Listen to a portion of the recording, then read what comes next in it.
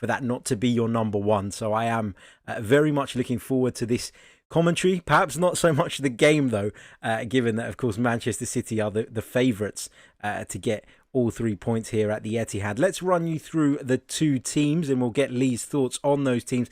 Let's start with the host. It's Ederson in goal. It's a back four of Kyle Walker, Eric Garcia, Aymeric Laporte and Benjamin Mendy. Across the middle of the park, it's David Silva, Ilkay Gundogan and Kevin De Bruyne, with Riyad Mahrez, Gabriel Jesus and Raheem Sterling leading the line for the hosts. Lee, obviously, Sergio Aguero's not in that starting 11. That's, I guess, the one that stands out to me. What also stands out is the fact that Leroy Sané is back on the bench. What do you make of this Manchester City side? Any surprises there for you? I think the main surprise is that it's a team lineup that's as close to the strongest team as you're probably likely to see from Pep Guardiola. He's renowned in some cases, if people play fantasy football, for example, there's always some criticism over the fact that his team lineup seem to vary so much from week to week. I think it's interesting to see Gabriel Jesus in the starting lineup. There isn't that much of a drop-off in terms of their output between Aguero and Jesus, but obviously very different players in terms of their movements and positions. I think it's interesting to see Gundogan at the base of midfield instead of Rodri. Rodri's on the bench. And of course, Eric Garcia starting at centre-back position. He's a young defensive player who's extremely highly rated at the club. Pep Guardiola is known to love him as much for his leadership capabilities at such a young age as anything else. So it'll be interesting to see exactly how he slots in with the rest of the team. Absolutely. Let's move on to the Arsenal side now as well. Plenty of surprises in this one. I tried to predict the lineup earlier on and I've got it horribly wrong. It's Bernd Leno in between the sticks for the Gunners. It's a back four of Kieran Tierney, Shkodran Mustafi, Pablo Mari and Hector Bellerin. Kieran Tierney back in the side, starting for Arsenal. Shkodran Mustafi alongside Pablo Mari. And then moving into the midfield, it's Matteo Guendouzi, Granit Xhaka, with Bukayo Saka, we think, from the left. Edward Nketiah through the middle with Joe Willock. And, of course, Pierre-Emerick Aubameyang, we think, is going to start from the right-hand side. We'll have to confirm that once we kick off. But Mikel Arteta has really mixed it up here. And the big talking point is that Mesut Ozil is not even in the squad. Yeah, certainly. I mean, I think Mesut Ozil is always a player who courts controversy to an extent. I think every player, when Mikel Arteta took over at Arsenal, was given a clean slate, if you like. We've seen the likes of Granit Xhaka come back from what looked like he's already reached a point of no return when he obviously reacted so badly to the fans and getting substituted in a previous game. But Arteta's come back in. Xhaka's been reassured. He's been told that he has a place in the team and he's been allowed to come back in. We're seeing the same with Shkodran Mustafi at centre half. He was another player who was out of favour and seems to have came back in under Arteta. So it's interesting that Mesut Ozil is obviously there's something, whether it's fitness, whether it's an issue in the squad or an issue with the player and the coach. It remains to be seen, and I'm sure we'll find out more as the week goes on. But certainly losing a player with that creative spark that Ozil definitely has is always going to be an issue in a game like this. Absolutely. And if you're listening to us via the Total Football Analysis YouTube channel or the Chronicles of a Gooner YouTube channel, because we're also streaming there tonight, please do head over to the Hot Mic app, download it with the promo code TFA2020, and you can sync our commentary with your television pictures. We've got a couple of guests joining us at half time as well as we bring you full coverage of this one. Manchester City versus Arsenal. We're a few moments away from the kickoff. If you haven't already as well, give us a follow on the Hot Mic app and please share the broadcast too with your friends and family. Lee, I guess Manchester City are the favourites going into this one. I don't think there's any doubt about that. They're, they've had a far better season than Arsenal, although they've been a little bit off of the boil and they've fallen a long way behind Liverpool this season. But do you expect Manchester City to dominate the game, control the tempo of the game and ultimately get all 3 points tonight? I think so. I think it's difficult. I mean, you've got to take this whole season in context, really. And the context is that Liverpool have been so dominant. They've been so good, so much above everybody else. That's made Manchester City look more ordinary, if you like, whereas the previous seasons under Pep Guardiola, Manchester City have been the dominant side. So they're still an extremely good footballing side. We know what to expect from them. We know that they'll look to dominate possession. We know that they'll look to play in the half spaces, that we know that they'll be an attacking threat. But if any coach understands the way that Pep Guardiola likes his team to play, it's Mikel Arteta. I mean, Arteta was the right-hand man at Manchester City, and he got to the point where he was being given more and more responsibility within the squad to make tactical suggestions, to be involved in all these discussions with Guardiola. So it'll be interesting to see whether Arteta sets up Arsenal to counter that in any way, or whether he just wants them to play their own game, which is a very similar style of football to that Pep Guardiola. Make no mistake, that this Arsenal team will try to play the same kind of way if they're playing from the front foot. So I think that'll be the most interesting narrative as the game goes on.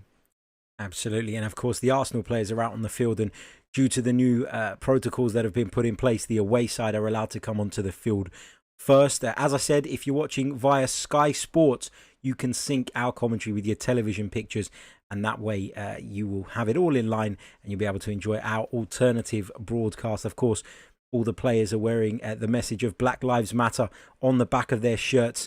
It's a great cause. It's something that's really, really important, and it's great to see so many high-profile athletes and stars all getting together for such a good cause.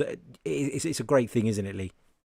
It's huge. I mean, we've got to the point now within society where it feels like we're on the verge of change, and a change that's going to be extremely significant. And I think that having professional footballers come out in support of this and be so adamant that it's not just going to be fleeting support. We've obviously seen the effect that Marcus Rashford's had this week in overturning government policy to ensure free school meals over the summer holidays for children who need that service. That's huge, and that's footballers now standing up and taking social responsibility, making good use of the fact that they have such a high profile. And I get the feeling that for those who watched the previous match, the Aston Villa Sheffield United match, on the start whistle, on the first whistle, all of the players and officials on the pitch took a knee. I'd imagine we'll see the same thing again, and that is again another way for them to support Black Lives Matter and to make sure that people are paying attention and are listening to this cause. Absolutely. Manchester City are on the field now as well. We're ready for kickoff here at the Etihad Stadium. It's Manchester City versus Arsenal. Of course, City looking to try and close the gap somewhat on Liverpool, although I guess the title is pretty much a foregone conclusion already. Arsenal, of course, in the hunt for a European place still. The top four is not completely out of reach for the Gunners, but it's going to take an incredible run of results for them to get themselves back in contention. Mikel Arteta, of course, taking over the side in December. We're going to have a minute's silence now for those who sadly lost their lives due to COVID-19.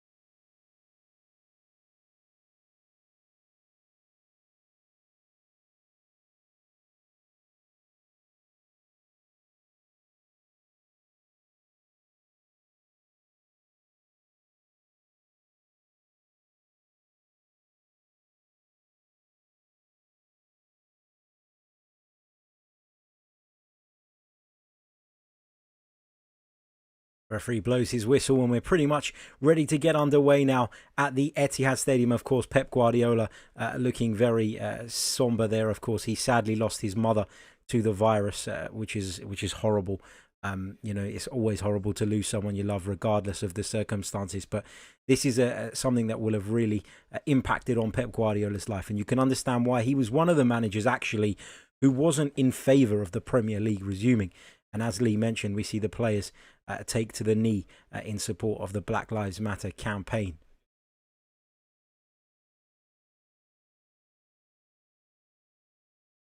Arsenal who are going to kick us off, and we're underway at the Etihad Stadium. The Gunners attacking from right to left as you look on your television screens in there.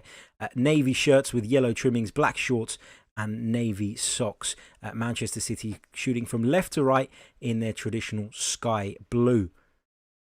Baffles me, Lee. Arsenal have got two other kits, none of which have any blue on them, yet they've decided to wear blue at Manchester City.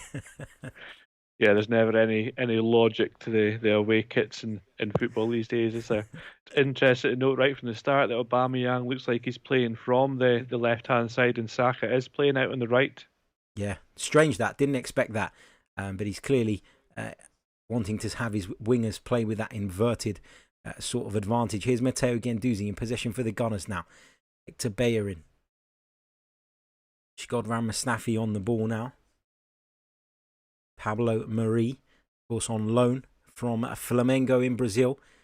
Looks like the club are going to sign him on a permanent deal, but we haven't had any confirmation yet. Eddie Nketiah's in behind here for the Gunners. Lifts it over Ederson. What an opportunity that is early on for Eddie Nketiah. Flag's gone up. That was a huge opportunity, even with the flag going up. That just shows Arsenal that they are going to be able to get in behind this defence. And it was just a straight ball. Bernd Leno, for once, going long over the top of the defence. A little bit more awareness there from Nketiah. He should have been staying online and checking the line before the pass was played. That was actually poor from the striker. Perhaps just because the game's so young, he's not actually up to speed yet. But he also should have done better with the finish if you really think about it. Absolutely. Not only that, a young striker go ahead. He's a young striker who's renowned in his ability to finish as well, so it's quite surprising that he lifted that ball over from that position. Absolutely, and Aymeric Laporte as well had an absolute nightmare there. He completely misjudged that, and Eddie Nketiah putting pressure on the Manchester City defence again, getting in between Eric Garcia and Kyle Walker there. It's back with Ederson now. Here comes Mendy down the left-hand side for the hosts. Bukayo Saka chasing him back. Ball delivered in towards the middle. Raheem Sterling looked as though he got a foot to it. He was taken out there by Pablo Mari.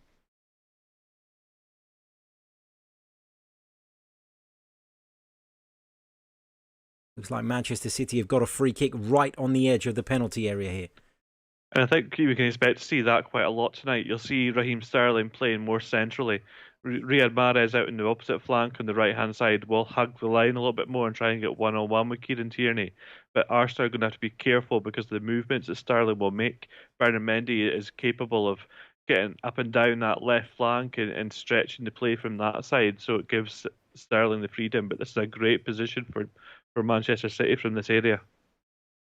Pablo Mari will have to learn very, very quickly that you've got to be sharper in the Premier League in those situations. It's a really dangerous free kick for Manchester City right on the edge of Arsenal's penalty area. 3 minutes played. Kevin De Bruyne and Ilkay Gundogan are standing around it. Gundogan looks as though he's walking away, though. It's going to be Kevin De Bruyne from the edge of the Arsenal penalty box. Kevin De Bruyne, and it's tipped over the bar by Bernd Leno. First corner of the game. Simply can't afford to give away free kicks against players of such immense quality. Fortunately for Arsenal, Bernd Leno was equal to that.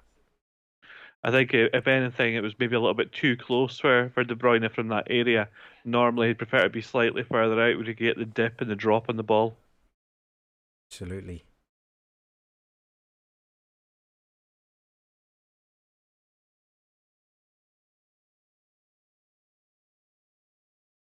Big thank you to those of you who are joining us live at the moment. Don't forget you can sync the commentary with your television pictures if you're watching us via either of the two YouTube channels, whether that is Total Football Analysis or the Chronicles of a Gooner. Don't forget to follow us as well via the Total Football Analysis app if you haven't already. Seeing Granit Xhaka receiving some attention there from the Arsenal physios after that clash. Looks to be in some discomfort. Mikel Arteta certainly not in the right attire for these conditions. Pretty sure that's not what a raincoat looks like, but There you go. Arsene Wenger would have been wrapped up in his sleeping bag at this point. He would have been. Granit Xhaka looks in some discomfort there. It looks like it's a problem with the right ankle. It doesn't look good. I mean, you can see the way the physio's actually not doing anything at the moment. It looks likely that he's either going to come off or they're waiting for a bit of time to see if the pain subsides, but it's certainly not looking good at this point for Xhaka. And that's 5 minutes in, and potentially Arsenal could be forcing a change already. Yep, looks like there is going to be a change. This is not good news for Arsenal, and for all the criticism that Granit Xhaka gets from sections of the Arsenal fan base, he is a really, really important player to this side. Yes. He's a pretty much an ever-present, whoever is the manager. But it looks like he's really done some damage here, and you can see Dani Ceballos scrambling behind the scenes. I don't think he expected to have to be involved so early on, but he's obviously going to have to come on here because Granit Xhaka's problem looks a serious one. We're just seeing it again. Oh, he just rolled his ankle. Yep. You can see it as the ball comes. He just rolls over the ankle. He's a player that gives balance to the Arsenal midfield. That's the issue here. Xhaka is the player who will hold his position when Arsenal are in possession. He's been dropping back at the defensive line, making a line of three when they have the ball to alleviate pressure on the defenders and allow Arsenal to progress the ball properly. Now, without him, Dani Ceballos is an excellent progressive midfielder. He's one of the best in Europe, indeed, when he has the ball and when he's in possession of the ball. He came to Arsenal with a reputation that he perhaps hasn't quite lived up to, but he's a completely different profile to Xhaka. Ceballos will try and get on the ball further up the field to what we would have seen Xhaka do. So it'll be interesting to see if either Willock or Guendouzi has to alter his role now in order to balance the team out. Yeah, I mean, we're going to see Ceballos come on to replace him. As you said, I think it will be a like-for-like swap initially. I think Ceballos will sit in that one of those deeper positions. Perhaps Guendouzi will be the furthest deep of the three for now. But we'll have to see how that develops. Of course, Ceballos does, similarly to Granit Xhaka, give you the ability to move the ball forward and progress. But of course, it's not ideal to lose such a key player so early on. And for all the criticism he does get from sections of the club's fan base, he is a very, very important player. Eddie Nketiah underneath that one. Pierre-Emerick Aubameyang not really been involved in the game as of yet. Here is Dani Ceballos. Early first touch, looks to slip in. Nketiah skips in between the two Manchester City centre-backs, but he couldn't keep control of the ball. And City get away with that one as De Bruyne switches the play. Here's David Silva in possession now, driving forward. Looks to play a ball in behind for Gabriel Jesus. He gets across. Pablo Mari's there with him. And Pablo Mari concedes the corner. Just signs from both sides, though, that they do have the ability and the vision to slip their forward men in. And those moments in transition for City are so dangerous when De Bruyne has the ball in the right half space or David Silva in the left half space, that their ability just to thread the pass, defensive lines have to be very careful in those moments. Here comes the ball into the penalty area. Pablo Mari gets his head to it. Ball drops there to Riyad Mahrez, who fired it back across the penalty area. He wants a corner. Just see the replay once more. De Bruyne's delivery. Pablo Mari got ahead to it. In came Riyad Mahrez on his unfavoured right foot. Smashed it towards the far post. It was certainly going wide. But looked as though Hector Bellerin may have got a touch on it, but the referee has decided otherwise, and it's an Arsenal goal kick.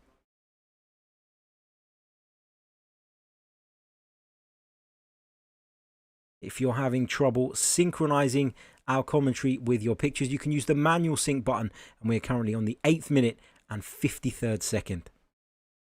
Please do let us know in the live chat if you're having any problems, and we'll be able to provide you with as many markers as possible. Here's Benjamin Mendy for Manchester City. Aymeric Laporte takes a touch and plays it back to his goalkeeper Ederson. Under a little bit of pressure from Eddie Nketiah, but it's with Eric Garcia now. Here's Kyle Walker. Arsenal, of course, unbeaten in the Premier League in 2020 so far. There's a huge caveat to that they haven't played for pretty much 3 months. But, it's an encouraging start from Mikel Arteta. And have you been surprised, Lee, by the way he's at the very least tightened Arsenal up defensively? Not surprised. I think that we knew enough about Arteta as a coach before he came on into the job. I think that he's done the right thing as a young coach. He's gone away and he's learnt his trade a little bit. He's obviously had a great apprenticeship under Pep Guardiola, who is, for my money, the best coach currently in the game and has been for quite some time. I think that Arteta will have learnt a lot from Pep Guardiola. He will have understand now how to build the system, but he also understands the importance of having a defensive line that you can rely on. So there is a thought out there that Arsenal aren't quite as attacking as they once were. Perhaps under Emery to an extent, Emery was far more of a systemised coach. He wasn't somebody who was overly well suited to the Premier League and to Arsenal. But now Arteta's built from the back. He's getting the defence right, and the attack will follow. I think that next season is really going to be the most important one for Arteta and for Arsenal. Indeed, as Kieran Tierney brought the ball forward there for the Gunners, but Manchester City have it back. Interesting that Guendouzi is now the one dropping in that hole to collect the ball from the centre-backs. No, that's a lot of people think that Guendouzi is a sitter, is a holding midfielder, but that's not his game at all. He's more all action. He's more box to box. He wants to push forward. He sometimes lacks the positional discipline to stay in that slot. So Man City could well look to capitalise on that as the game goes forward. Rare loose touch from David Silva there, and Arsenal have it back. Joe Willock looks for Emerick Aubameyang on this left-hand side. He's not going to be able to keep that in though.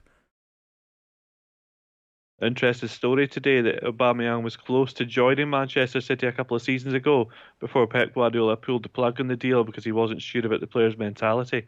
Like Arteta came out and said that they got that one completely wrong once they realised how professional he was once he came into Arsenal. Yeah, I mean, there was a lot of talk about that before he joined the Gunners as well, as De Bruyne plays Sterling in behind, inside the Arsenal penalty area, 1-on-1 with Hector Bellerin, looks to put it across the box, but he's cut out.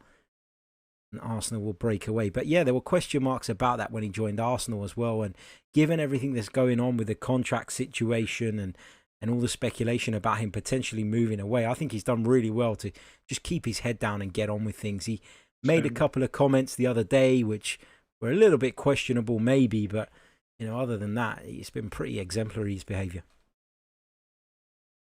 And in his output as well, one of the most important attacking players in this Arsenal squad, especially when they don't have Lacazette or Pepe on this pitch at the moment. He's going to be really important for this game going forward. Absolutely, he's got an average of a goal in every 1.5 games since joining the club. That speaks for itself. Here is Eddie Nketiah now in possession. To Bellerin's come forward on the right-hand side for the Gunners. Here's Bukayo Saka. Playing on the right-hand side. Delivers into the box. Nketiah looks to turn it towards goal. He's appealing for a corner. Pretty sure it came straight off of Eddie Nketiah there, though. Yeah. Interesting to note that Bellerin's getting the ball in that inverted right-back position. He's not out wide. He's allowing Saka to isolate Mendy out on that side, and Bellerin's coming inside to overload the middle and provide a passing combination option. That's obviously something that we've seen Manchester City do over the years, with Kyle Walker especially coming inside in that inverted role. It's interesting to see that Bellerin's doing that. I know that when Maitland-Niles played at right back, he was doing that quite often, coming inside naturally to allow the wide player to have width and to isolate out that side. Being in that position, it also helps, doesn't it, when Arsenal lose possession, for him to then close the gap with his two centre-backs and essentially make it a back three if the left-back has bombed on. So certainly one of the key tweaks that Mikel Arteta has made since coming here. And we're not seeing it tonight from Manchester City at all. Both full-backs are staying wide and playing traditionally, if you like. And that's something that he does like to change during matches quite often. If the game's going against them, one of the first things you'll tend to see is one of the fullbacks moving into that inverted position. Just as you say, it gives a little bit more control both with and without the ball. Indeed, it does. Pablo Mari. His header's picked up by Kevin De Bruyne. Arsenal appealing for a free kick. Looks as though the referee's pulled the play back.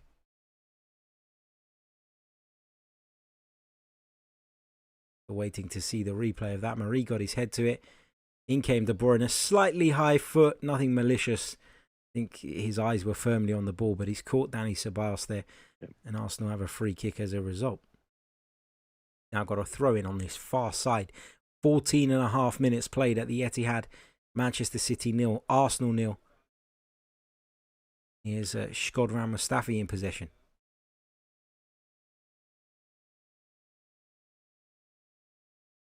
Pablo Mari, of course, formerly of Manchester City. Had a couple of loan spells on the continent before moving to Flamengo in Brazil.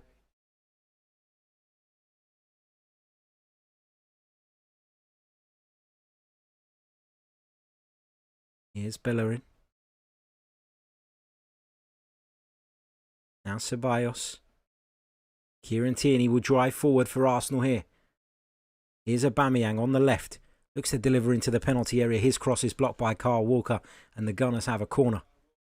That was well constructed by Arsenal, moving the ball from one side to the other. Tierney driving inside into half space before looking for the ball outside to Aubameyang. That's an interesting partner play from them. As Pablo Mari and Shkodran Mustafi go up for this corner.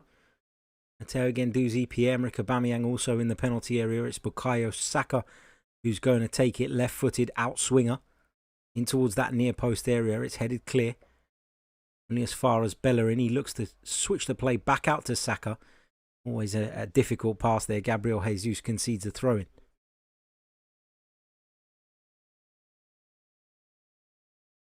The game still hasn't quite settled down, I think. I mean, we've got to remember this is these teams at back of the pitch for the first time properly. Indeed, and we saw it with the Bundesliga, didn't we, Lee? We've covered quite a fair few games since the Bundesliga restart, and we've seen that, haven't we? Early stages of games have been a little bit cagey, and I guess as the season's gone on, we've started to see a better quality of football, and it's just practice, isn't it? It's just being out of practice.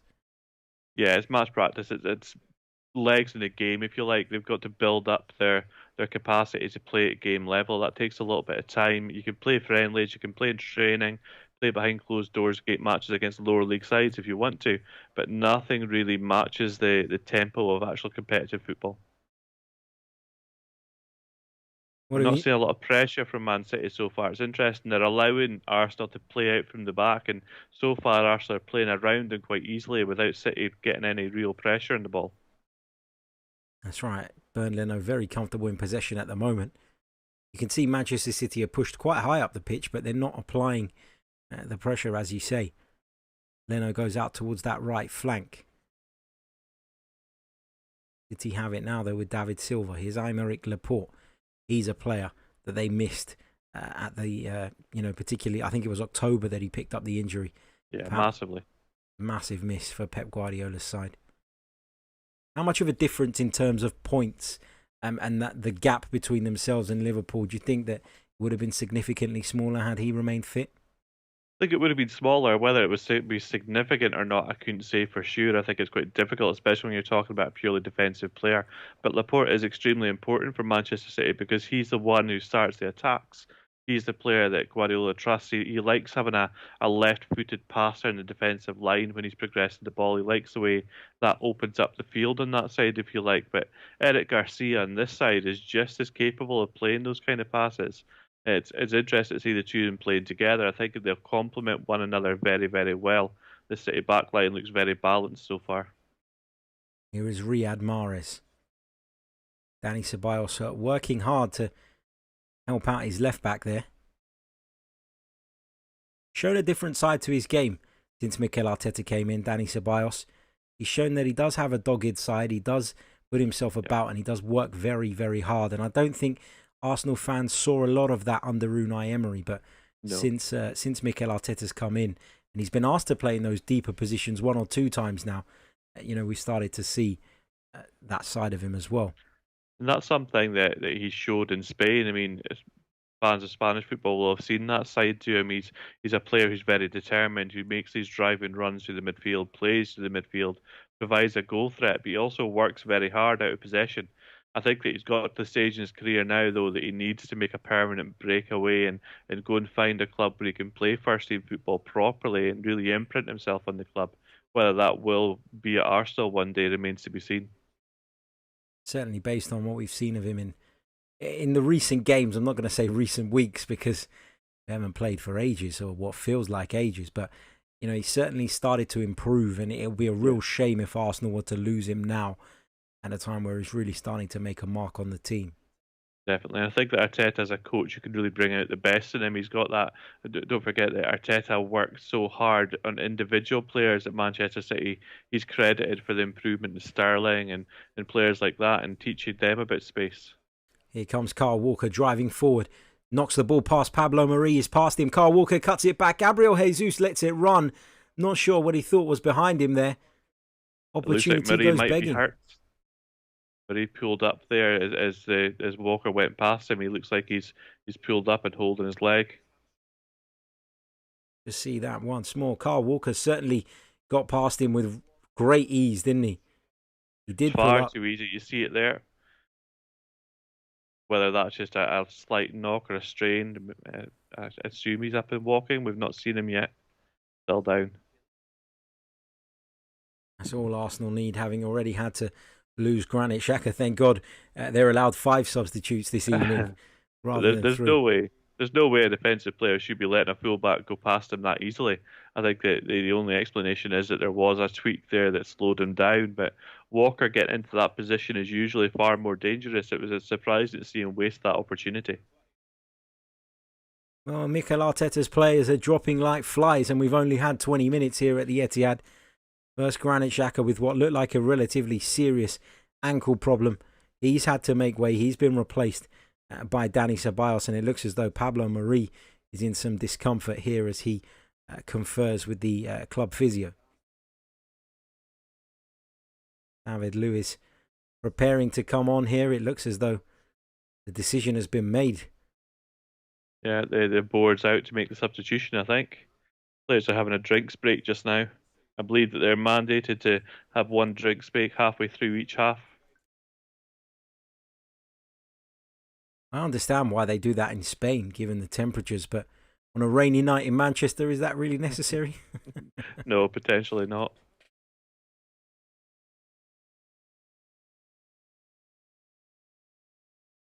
That's unfortunate. I was looking at some data earlier on and I picked out Murray and Mustafi as an interested centre back partnership for Arsenal. So I was quite excited to see how they got on tonight and how they balanced one another and how they played as a pair. So quite unfortunate for Arteta that he's losing one of them just 22 minutes in. You did indeed, and you sent me a message earlier, and I'd be honest with you, it's not a partnership that we've seen a great deal of, or that I would have picked, I guess, out of choice. But you know, the data makes good reading, and unfortunately, we're not going to get to see any more of that by the looks of it, because Pablo Mari is going to be replaced. The game's coming so thick and fast as well. Any of these knocks could be really dangerous for players. A knock that could see you missing 1 or 2 weeks could essentially mean that you're out for 4 games. And 4 league games at this stage of the season could mean a lot for both of these sides still.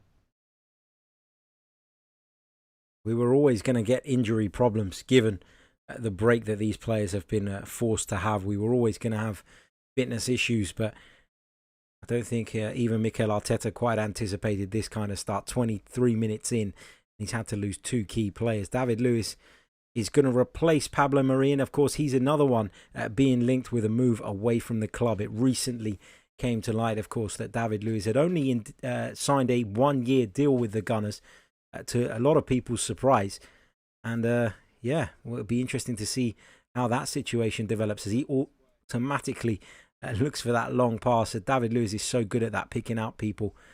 Defensive ability can often be questioned, but in terms of his ability in possession, I think we can all agree that he's a very talented individual.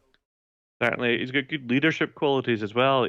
Don't forget the World Cup in Brazil when they were the hosts. He was the player who really galvanised the team and pulled the team on. He was the one who stood up after the huge semi-final defeat to the eventual winners Germany, and he was the one that faced the media afterwards. And he's a player that I think Mikel Arteta has valued having in the squad so far. If as much for his intangibles off the field presence as anything else. But you're right, he is defensively sometimes open to a lapse of concentration, which has always been the knock on him throughout his career. It has, but it's also important to remember he's been part of some fantastic teams as well. Antonio Conte's Chelsea, who were champions, he was a really important part of that back three, wasn't he? He was, and that was partly because he had obviously more cover play in the back three and more freedom to use that passing range when he has possession of the ball. I mean, look for him to play those diagonal passes out to the opposite flank as often as he can. Is Hector Bellerin in possession for the Gunners now. Joe Willock under pressure from Raheem Sterling. He plays it into Eddie Nketiah. Bukayo Saka knocks it past Aymeric Laporte now. Looks to deliver into the penalty area towards Pierre-Emerick Aubameyang, but cross wasn't quite accurate enough. But Arsenal have it back after a miscue at the back from Manchester City. Aubameyang fires at goal.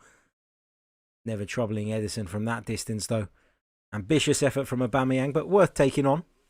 Certainly, I mean, in that situation, you've always got to try and get a shot and goal. And the defender gives the ball away. So clearly, in the final third, the ball was just set back to him. He looked to curl the ball.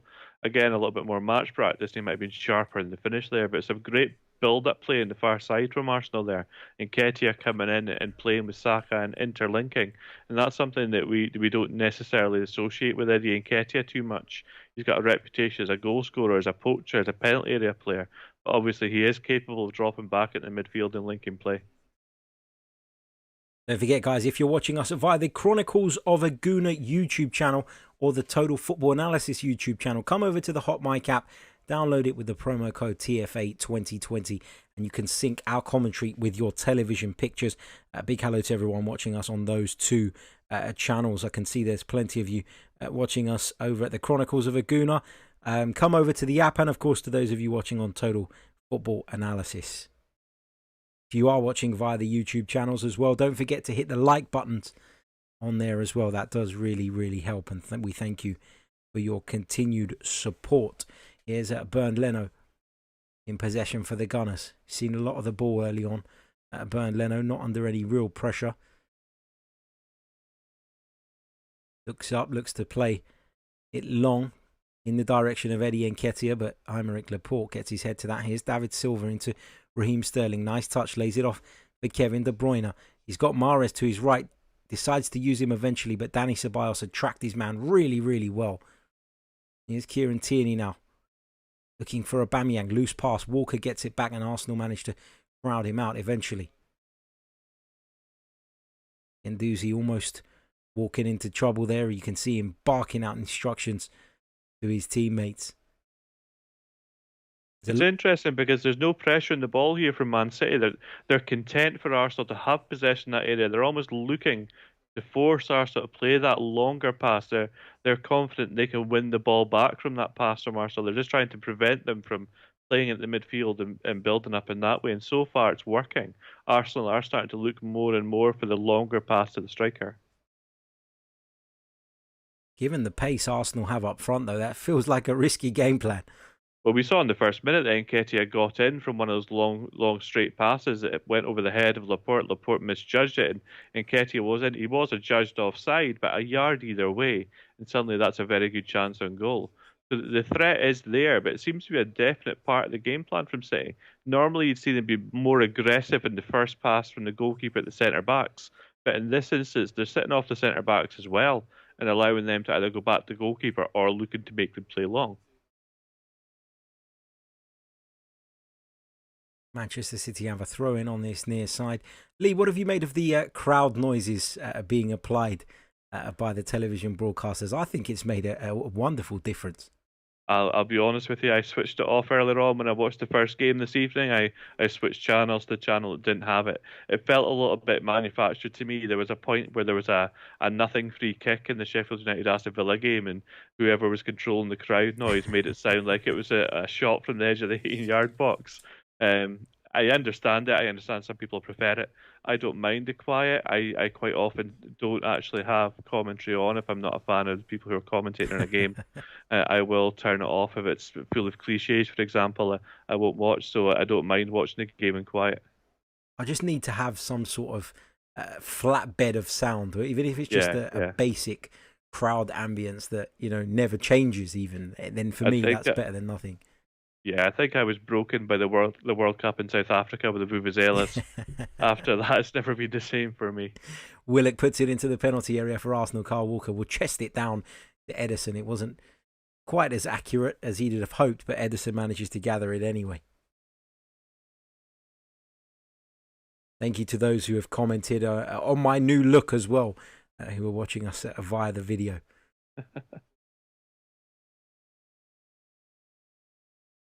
Here is Aymeric Laporte, gets it back from Gabriel Jesus. Ilkay Gundogan. Now Kyle Walker. Down the line to Riyad Mahrez. He'll look to come inside. The Algerian, you can see, just dropping into those deeper positions in an attempt to get on the ball more and try and have an influence on this game. It's been pretty lackluster from both sides so far. Not a great deal to shout about. They're just missing that sharpness and movement and the quality and the pace of the pass. Normally, Man City move the ball much better than this, but everything just seems a little bit delayed and a little bit off. Raheem Sterling unable to keep that one in. Arsenal get a goal kick as a result.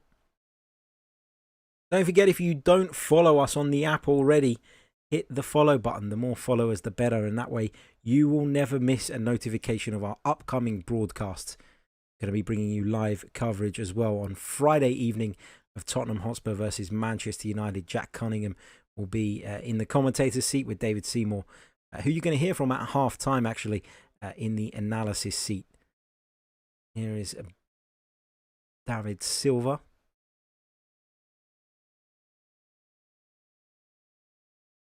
Ilkay Gundogan into Kevin De Bruyne. Can't tell you how much easier the player identification becomes for me when we're doing EPL. Here is De Bruyne in possession now. Looks to have a shot from quite a distance. The ball blocked by Guendouzi. It's come back to De Bruyne, the Belgian in possession here. Lays it off to Gundogan. Eddie Nketiah got a foot in. You can see the lack of movement there from City in the final third. Normally there'd be players moving in and out of areas, dragging defensive players out and creating space. But everyone was just static. Everyone was flat, waiting for De Bruyne to make something happen. And we often have been speaking from an Arsenal perspective about the fact that Granit Xhaka has almost been dropping into a kind of half left-back position at times. And we're seeing Dani Ceballos do that now. We just saw it there with Kieran Tierney bombing on that little bit further forward. So it's clearly part of Mikel Arteta's system rather than something that he does as an individual. So it's really interesting to see another player follow that same instruction. Eddie Nketiah will appeal for a foul there.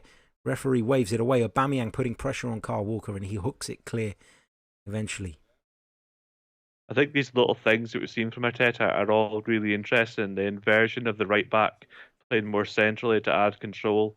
The central midfielder dropping to left back. Obviously, that's a function that we saw when Saka was playing the left back as a winger, converted to a left back. Obviously, wants to get forward more, so they're just looking for that defensive solidity. And the same thing with the centre backs, who are allowed more time on possession. They're almost encouraged to engage the press, to force the opposition player to press them and then move the ball.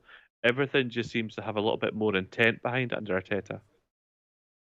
Certainly does. Just seeing that, well, it looked like a foul to me on Eddie Nketiah. Certainly had two arms on him, Eric Garcia, and a tug of the shirt as well. I think that's an old-fashioned challenge from an 19-year-old centre-back, I think.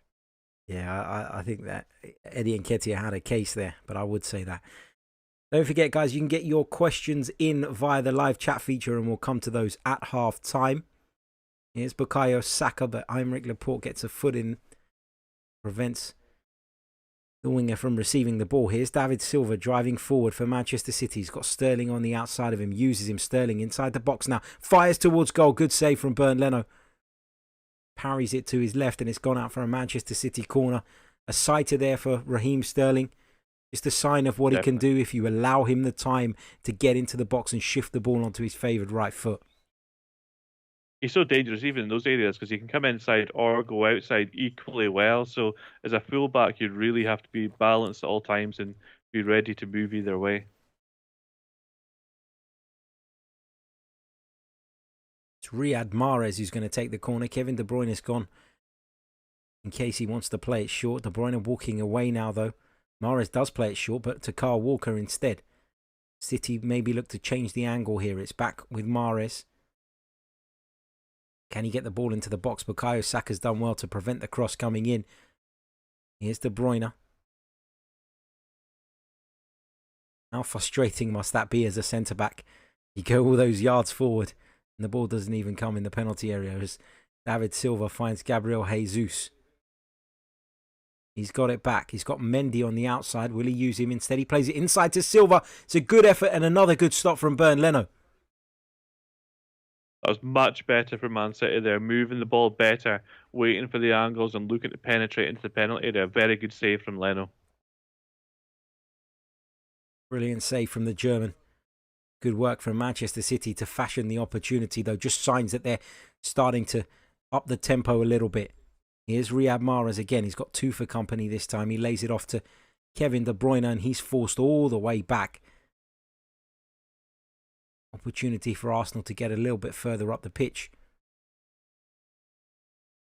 Here's Garcia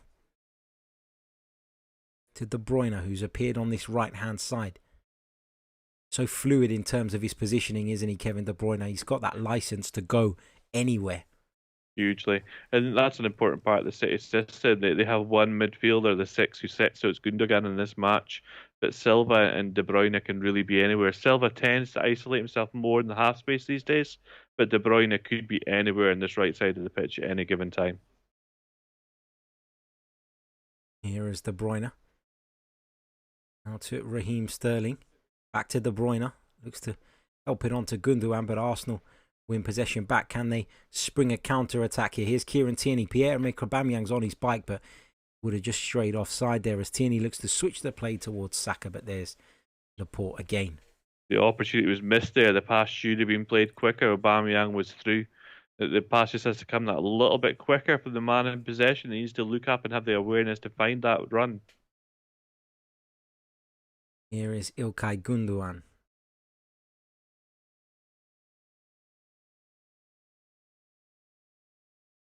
Like we're starting to see City now really start to dominate possession. I'd expect to see them push up further and further. Arsenal are going to have to be careful they don't get pinned back and keep looking for those runs with their pace over the top.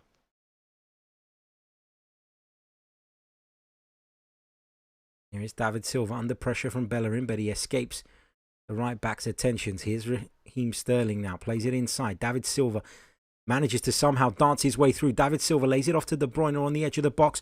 Lovely ball into Riyad Mahrez, and another good stop from Bernd Leno. Manchester City are starting to click into gear here. Arsenal are coming under a lot of pressure now. I thought the weight of that pass of De Bruyne was off there. I didn't think Mahrez was going to get it, and that potentially allowed a little bit, but certainly they created from City, move the ball much better now, and this is what we associate from this Manchester City team. This is what we're used to. These runs off the ball, these quick passes and angles that you don't expect to see. That's what makes them so dangerous in these areas. Kieran Tierney gets ahead to that and concedes a throw-in. Lee, you've got a strong knowledge of Scottish football. For those who haven't seen a great deal of Kieran Tierney, because in truth, as Arsenal fans, we haven't, due to the injury problems. He's been really, really unlucky since he joined the club. But what has he got to offer, and are you confident that he will develop into the player that I guess people are hoping he'll be? Absolutely. I think that there's still a debate in Scottish football as to whether Kieran Tierney or Andrew Robertson are the better left back. And given how successful Robertson has been for Liverpool, that tells you about how highly rated he is. At Celtic, obviously, he was used to winning, used to playing a team who would dominate the game, and he'd have to make use of his attacking ability as much as defensive. But you won't find a more dogged defensive player. He's determined. He never shirks a tackle. At one point, I remember he played a cup final against my team, Aberdeen, and he actually left the field injured and had to go to hospital. But he still made it back to the stadium in time, still in his kit afterwards for the trophy presentation. Manchester City going really, really close there through Raheem Sterling. Just while Lee was giving us the download on Kieran Tierney. Always great to hear a bit of insight as Kevin, we just see the replay. De Bruyne slipped Raheem Sterling in that half space. It's a real opportunity. He's looked to chip it over Bernd Leno. Perhaps he's tried to be a little too cute there, Raheem Sterling. And that's the first time in a little while we've seen Sterling move over to this side of the pitch. They're starting to be a little bit more fluid. They're starting to look for the creases in the Arsenal defence, try to find ways to play through. Once Sterling starts to move like that, the overloads that can occur through the movements of Jesus as the centre forward and De Bruyne in the right half space are extremely dangerous. And that pass just shows you how easy it can be to break through a defensive line. Going back to Kieran Tierney, though, he's just as good going forward. He's a very technical player. He'll get forward, he can cross the ball very well, and he's also controlled in his passing. So I think Arsenal fans should expect to see a lot more from him as he settles back in after his injury layoff. We did get a glimpse of that in some of the Europa League games and League Cup games that he played earlier in the season, that he's got a great ability to cross and pick people out, and he linked up particularly well with Gabriel Martinelli in a lot of those fixtures. So definitely been signs of it. We've definitely seen glimpses, but as I said, he's been really unfortunate with injuries, and it's going to take a bit of time, I'm sure, for him to get up to full speed. And Ceballos in the walls again, just catching another stray boot there from a Manchester City player. Arsenal back in possession now with David Luiz. But again, no pressure from City in these areas. They're attracting the ball towards them, trying to make Arsenal go long. They're obviously worried about Arsenal being able to play into the midfield and progress the ball from there. They're trying to deny them that space. And it's been effective. It has, because it's clear that Arsenal are struggling to transition the ball into the middle of the park. Here is Saka.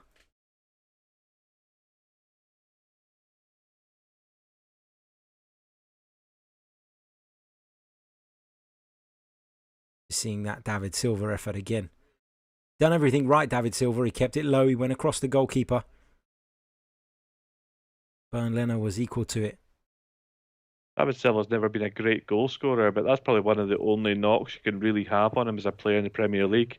One of the all-time greats in the Premier League for me, and he's a player who's going to be missed, I think, from Manchester City. If, as expected, he does move on at the end of this contract.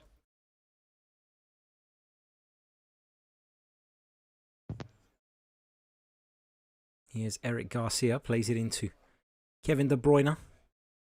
Now Aymeric Laporte. David Silva just dropping that little bit deeper to receive the ball. Ilkay Gundogan almost operating as a third centre-back at times, just dropping into that hole so that the centre-backs can spread apart.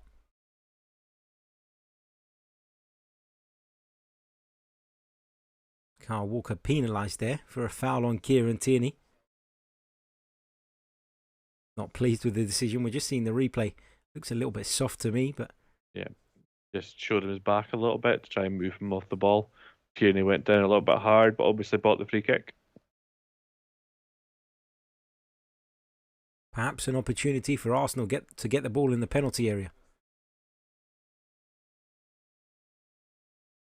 Dani Ceballos and Bukayo Saka both standing over the free kick.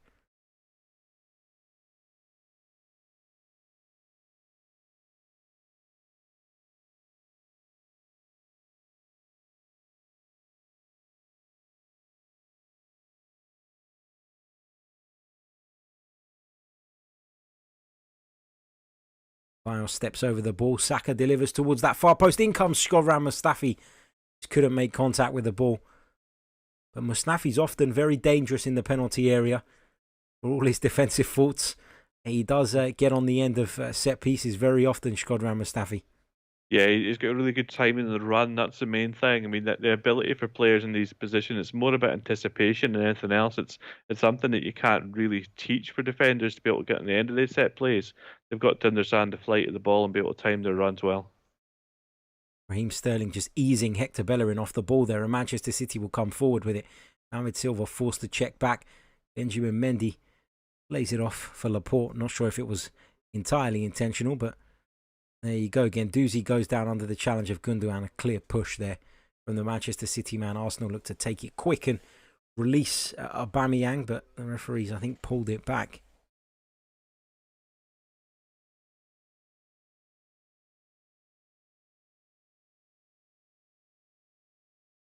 Here is Shkodran Mustafi.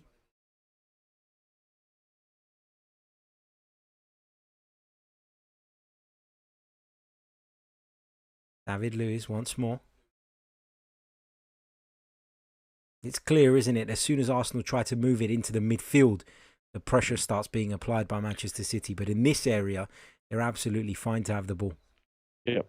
And it's very deliberate, and we're seeing time and time again that Arsenal are trying to go a little bit longer, and that it's playing into the hands of Man City. They're obviously anticipating that longer pass.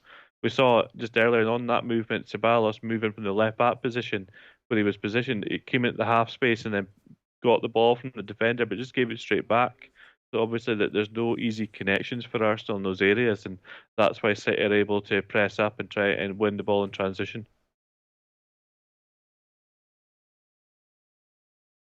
Here is Eric Garcia on the halfway line for Manchester City.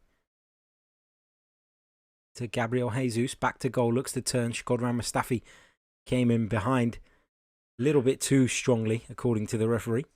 We've hardly seen Jesus in this half. I think he struggled to get into the game. He struggled to find those angles to receive the ball. That's something he'll have to pick up in the second half, or we're likely to see Aguero at some point.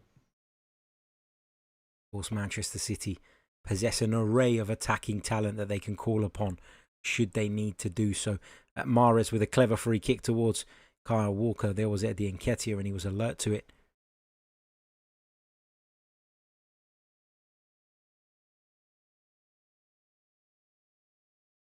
Three minutes of added time to be played at the end of this first half. Referee not happy with the free kick, and it'll be taken again as a result.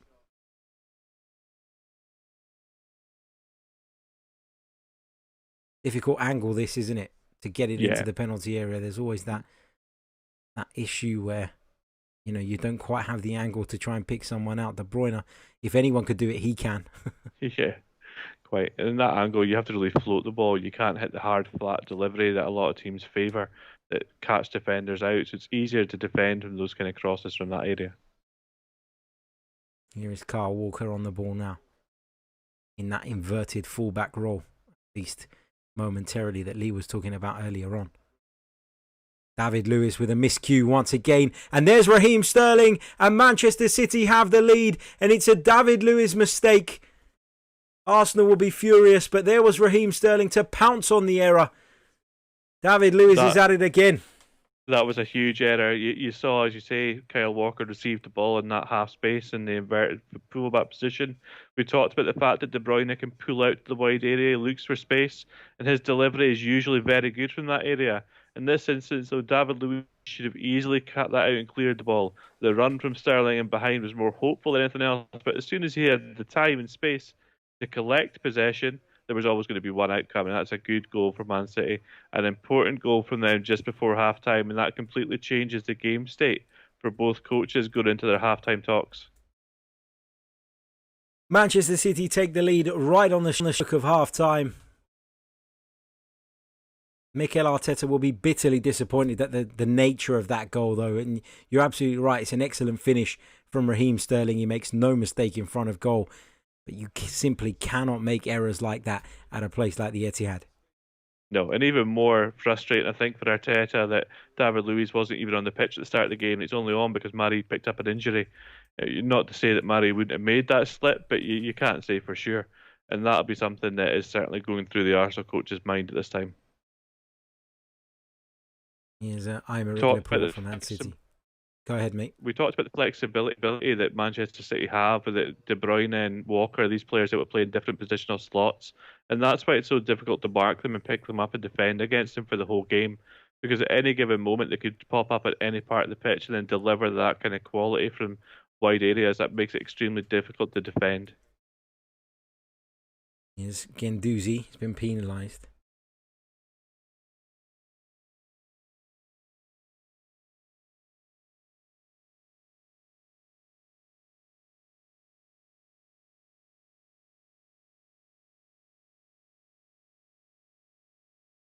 You can see the disappointment on Mikel Arteta's face.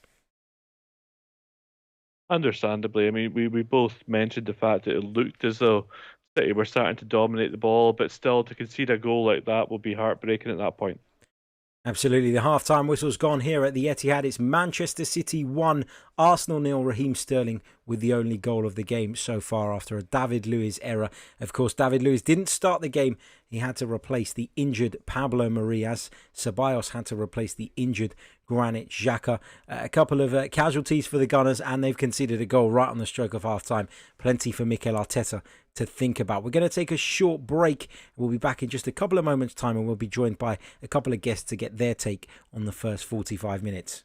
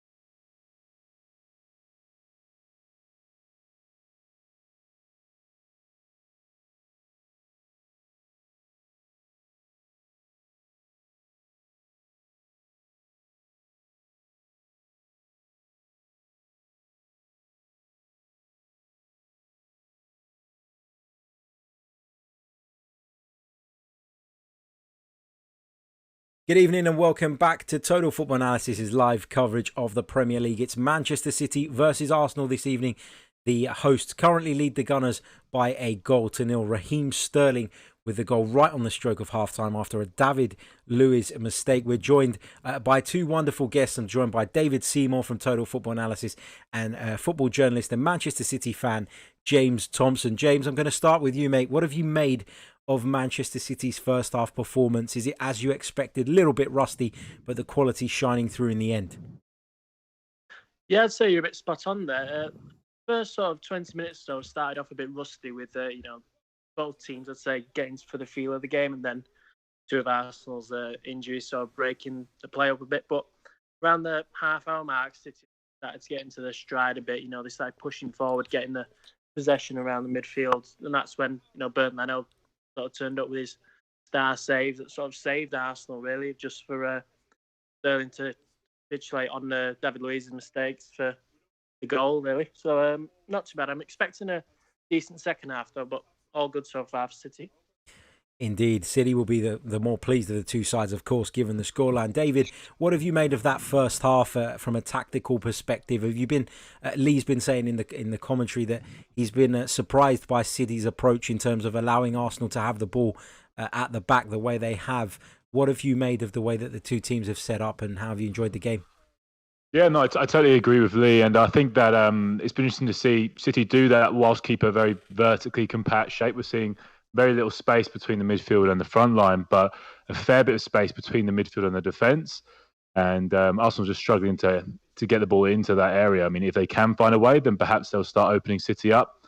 I've been disappointed to see Bukayo Saka used on the right wing of that front three, and I'm not overly sure as to whether he'll continue there in the second half. I think that he's being used to stretch that City backline, and he's being shown so often onto his right foot, and you'd be expecting him to be wanting at least to be operating in the half space, being able to cut inside onto his left.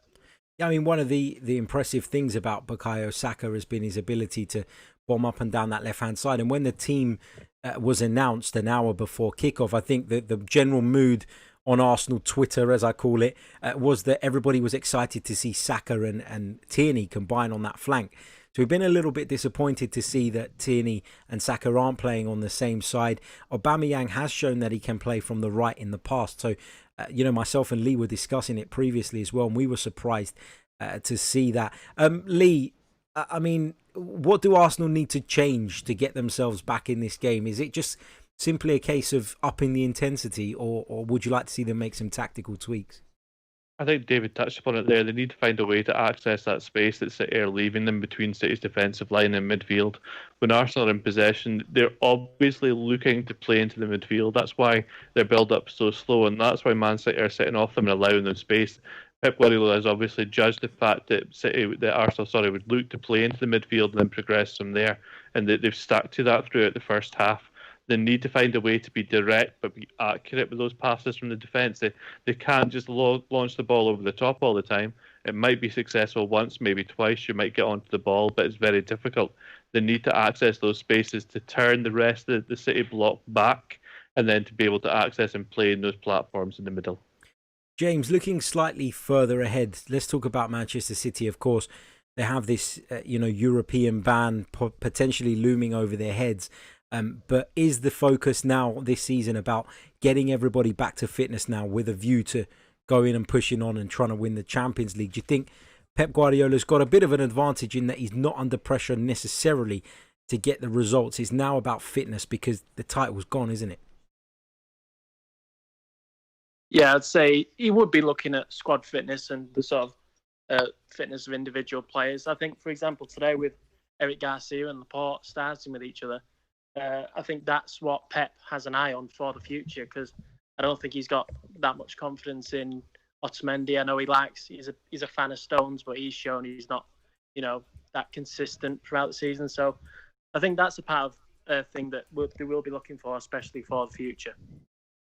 Indeed. David, I mean, is there a way back into this game for Arsenal? Are you hopeful that they can put some pressure on Manchester City and cause some threat, because I mean they've been pretty lackluster in that final third, and we expected them not to have much of the ball this evening, but I expected them to have a little bit more cutting edge when they did get forward, and we've just not seen that yet. Yeah, we're seeing a complete lack of penetration from central areas. I think you're going to start seeing Aubameyang and Bukayo Saka doing what Mahrez and Raheem Sterling are doing for City, where they're dropping in slightly deeper to receive the ball, to get on possession, making runs from deeper areas. At the moment, it's a little one-dimensional. It's a little bit too easy for City to defend. And I just think there's that lack of sharpness, which is perhaps to be expected. But I would expect Saka and Aubameyang, if they come out in the second half, to be looking to get on the ball in deeper areas, and we'll see if Arsenal can do something if they can get those players in possession quicker. And they do have options from the substitutes bench as well. Of course, I know they've been forced into making 2 subs already, but given the new rules and we are allowed to do 5 in the games now, he has got Alexander Lacazette there. He has got Nicolas Pepe there as well, who you would hope could influence the game if introduced. So there are options for Arsenal, but it feels like they're just going to... I mean, Lee, I don't know if you agree, but it feels like whatever Arsenal do, they're not defensively sound enough to contain this Manchester City side. And we've seen them start to cut opportunities open and start to create things, and eventually they got their breakthrough. Yeah, this is the problem teams have when they go a goal down to City. To begin with, they could sit in a deep block and try to defend and try to deny City space in the final third. But as soon as City actually score a goal and go in front, they become an entirely different animal to defend against. If Arsenal do get a little bit too gung-ho and do start to look to get that goal, as they have to, then they leave spaces centrally and out wide that City will look to exploit very quickly. We've already seen that with De Bruyne pulling out to the right-hand side to provide the assist for that goal. That's if you're not giving David Luiz the assist, of course. And going forward, you might see that more and more as the game goes on. These kind of spaces where Silva or De Bruyne can pick up the ball and pick the passes that penetrate through the defensive line of Arsenal, that's where the danger comes. And you're right, Arsenal have got players on the bench that can make a difference, but the problem's going to be making sure that they get serviced, those attacking players that do come on. Absolutely. My huge thanks to David and James for jumping on to give their thoughts during the halftime break. David, let's start with yourself. How can people follow you on social media and keep up to date with the excellent work that you do? Oh, yeah. Follow me at @DavidSeymour_. Otherwise, I'm on the EPL podcast and the Bundesliga podcast that we have. Any other podcasts? Oh, the Analysis Interview podcast. Just podcasts. Total Football Analysis podcast as well. So, yeah. Brilliant stuff. And don't forget, guys, you can subscribe to the Total Football Analysis magazine, which is now weekly. And to think, when I joined, a month and a half ago, it was monthly. Then it was 2 weekly. Now it's monthly. So weekly. Sorry, confusing myself. There you go. So do head over to totalfootballanalysis.com, sign up, and you get 3 pieces of content for free per month as well. James, thank you so much for joining us, mate. How can people give you a follow and keep up to date with your excellent work? Oh, cheers, mate. Yeah, you can follow me on Twitter. That's where I do most of my social media business. So that's at James16Thompson. Brilliant. Do give these 2 guys a follow. My thanks very much to the pair of them for joining us at halftime as we prepare now for the second half to kick off. Hope to speak to you both very, very soon, and take care of yourselves. Cheers, guys. Enjoy the second half. Cheers, guys. We will try. I can't guarantee that, though, given the way the scoreline is at the moment. It's Manchester City 1, Arsenal 0. Raheem Sterling's goal being the difference between the 2 sides at the moment. You could just see, we've just seen it on our screens, Mikel Arteta's reaction to David Luiz's error there. You could see it on David Luiz's face as well. He knows exactly what he's done, and perhaps that additional year contract offer, it may have just been pulled off of the table. Who knows? Of course, we'll be bringing you Tottenham versus Manchester United on Friday night as well. Jack Cunningham and Dave Seymour, who you just heard there, will be on commentary for that one. Don't forget to subscribe to the Total Football Analysis YouTube channel if you're watching us there. Or if you're on the Chronicles of Aguna channel, you can do the same. We're almost ready for the second half. You can see the Arsenal substitutes warming up at the moment. We've not had any confirmation of any changes as of yet. But the Gunners do have options, as do Manchester City. The likes of Aguero, Sane, Pepe, Lacazette, Martinelli, they're all on the substitutes bench. And fingers crossed, from my perspective anyway, we can see some of those players come on and impact the game. Lee, I mean, how do you expect the second half to go? More of the same, Manchester City dominant in possession, Arsenal hoping to nick something on the break maybe? I think it's difficult to say for sure. I think that Arteta's a coach who obviously has a set style of play in mind. That's why we've seen Arsenal continually look to play the way they have done in terms of their build-up play and looking for those passes in midfield that just haven't been available. I think it'll be interesting to see whether he does change things from a concept standpoint and looks to play a little bit more direct, perhaps in the wide areas into the wings, where the pace of Arsenal could be the difference in terms of unlocking the Manchester City defence. But certainly, I don't expect Arsenal just to sit back and try to defend and allow City to dominate the ball quite so much. They have to get forward, they have to press, and that'll be the interesting change to the game state of the match. Indeed, and we're just seeing the virtual fans on our screens now as well. It's another touch that the Premier League have added to try and enhance the experience for those who, of course, aren't allowed to attend football matches at the moment due to everything that's going on. But we are glad to have football back in some form, at least, as Manchester City get us back underway here at the Etihad, shooting from right to left as you watch on your television screens now. Don't forget, if you're watching us via YouTube, you can join us on the Hot Mic app using the promo code TFA2020. You'll be able to sync our commentary with your television pictures. If you've got any questions, do leave them in the chat and we'll come to as many of those as we possibly can between now and the end of the broadcast. If you're new to the app, give Total Football Analysis a follow. That way you'll get a notification every time we go live. We've got plenty of games coming your way. So do give us a follow on Twitter as well to stay informed. Here is Aymeric Laporte in possession for Manchester City. Arsenal's system looks pretty much as you were. Dani Ceballos pushing that a little bit further forward there, applying some pressure to the goalkeeper. Perhaps we're going to see a slightly more aggressive press from the Gunners in this second half. I think it's something they need to do. Otherwise, City will be content to play the ball around at the back like that and in the midfield. They're very good at resting in possession and looking to pull the opposition out towards them. As we said, though, that leaves spaces that City can look to exploit in transition. Here's Kevin De Bruyne. See Eddie Nketiah working back there to put him under pressure. Eric Garcia now for the hosts.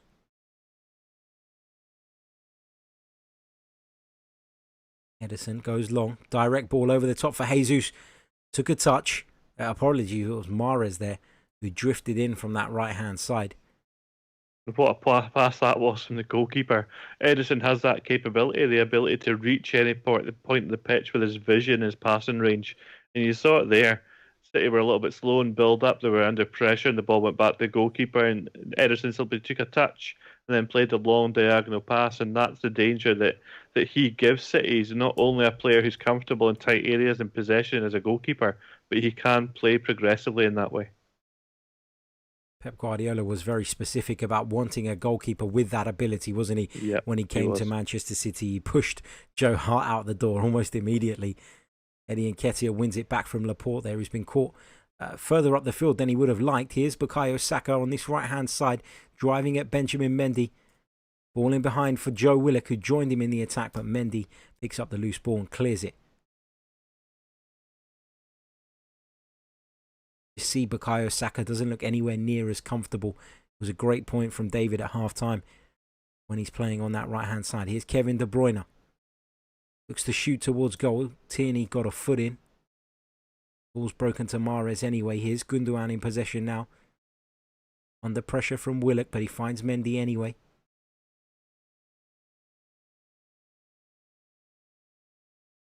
Mendy back to Eric Garcia. And talking about Saka on the left-hand side, and you're right, David made a great point that City are continually pushing him out to his right foot, trying to negate his threat and cutting inside. We saw it there. Laporte was recovering his position and he took up an area position just behind the play to prevent that cutback option for Saka, and Saka was eventually crowded out. So City are obviously very aware of the weaknesses in Saka's game. He's very left-footed and wants to be able to cut inside on that left foot. I think there might be a chance further on the second half that we'll either see Saka taken off the pitch completely or we'll see him switched over to the other side where he's more comfortable.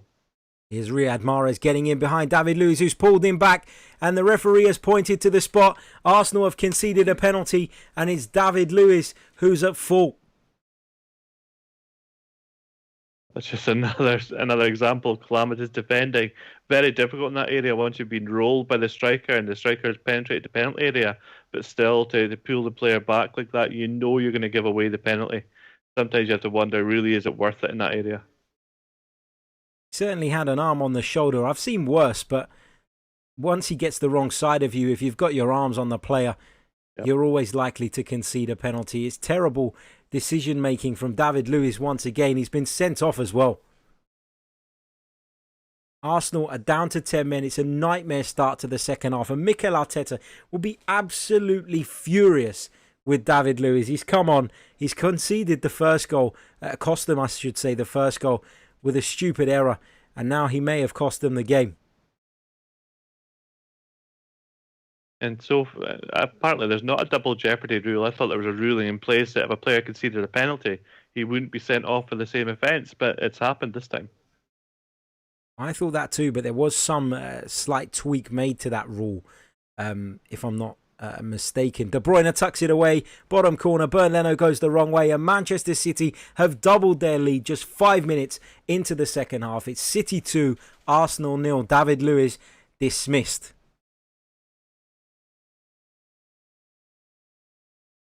No doubt from the penalty kick there, De Bruyne very calmly stepped up and just waited for the goalkeeper to move slightly before putting the ball the opposite way. Players with great technique like De Bruyne are always dangerous from penalties and from free kicks. But you're seeing here on our TV now, you're seeing the pictures as Mahrez rolled. Luiz, a great touch on the chest to get into the penalty area, and Luiz just reaching round on his shoulder, and that was enough to put Mahrez to ground.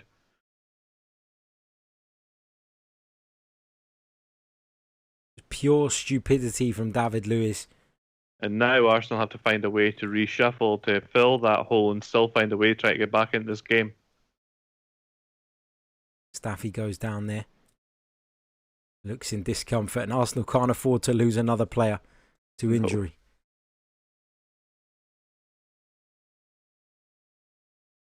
Raheem Sterling came sliding in there. We just see the replay once more. I think it's a foul, but nothing more, if I'm honest. No. I think that it was more the way that the player went down and hit the ground after the challenge that's caused the discomfort. It'll be interesting to see exactly how Arsenal try to reshuffle now. Kieran Tierney has played centre-back before in his career. Possibly he could slot into that area and move Saka back to left-back. Sounds like a sensible choice. It'll be interesting to see whether that is the route that Mikel Arteta goes down. Just seeing that pass from Ederson again. I mean, that's an unbelievable pass. You'd applaud your centre midfielder for making a pass like that, let alone your goalkeeper.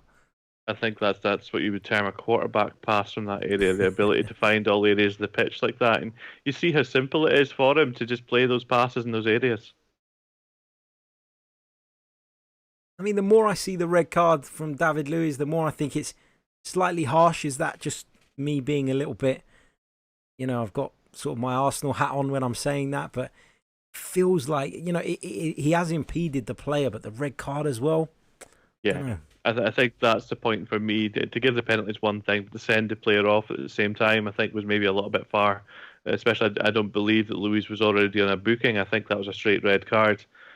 Obviously, Mahrez was through on goal, so I think the decision to award the penalty was correct, but I don't think I would have gone as far as to send him off the field. See Shkodran Mustafi back on his feet.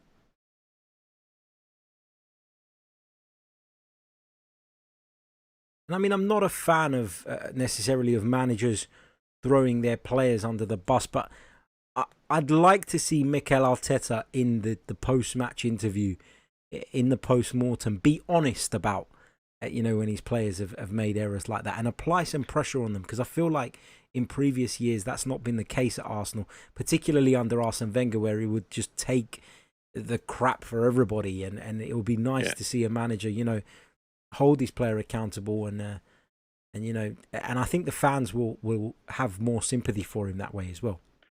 I think so, but I think at the same time, a lot of coaches will say one thing in public and another thing in private, and they might defend their players and stick up for their players in front of the press, and then it'll be a different story in the dressing room when this game is pulled apart by the analysts afterwards.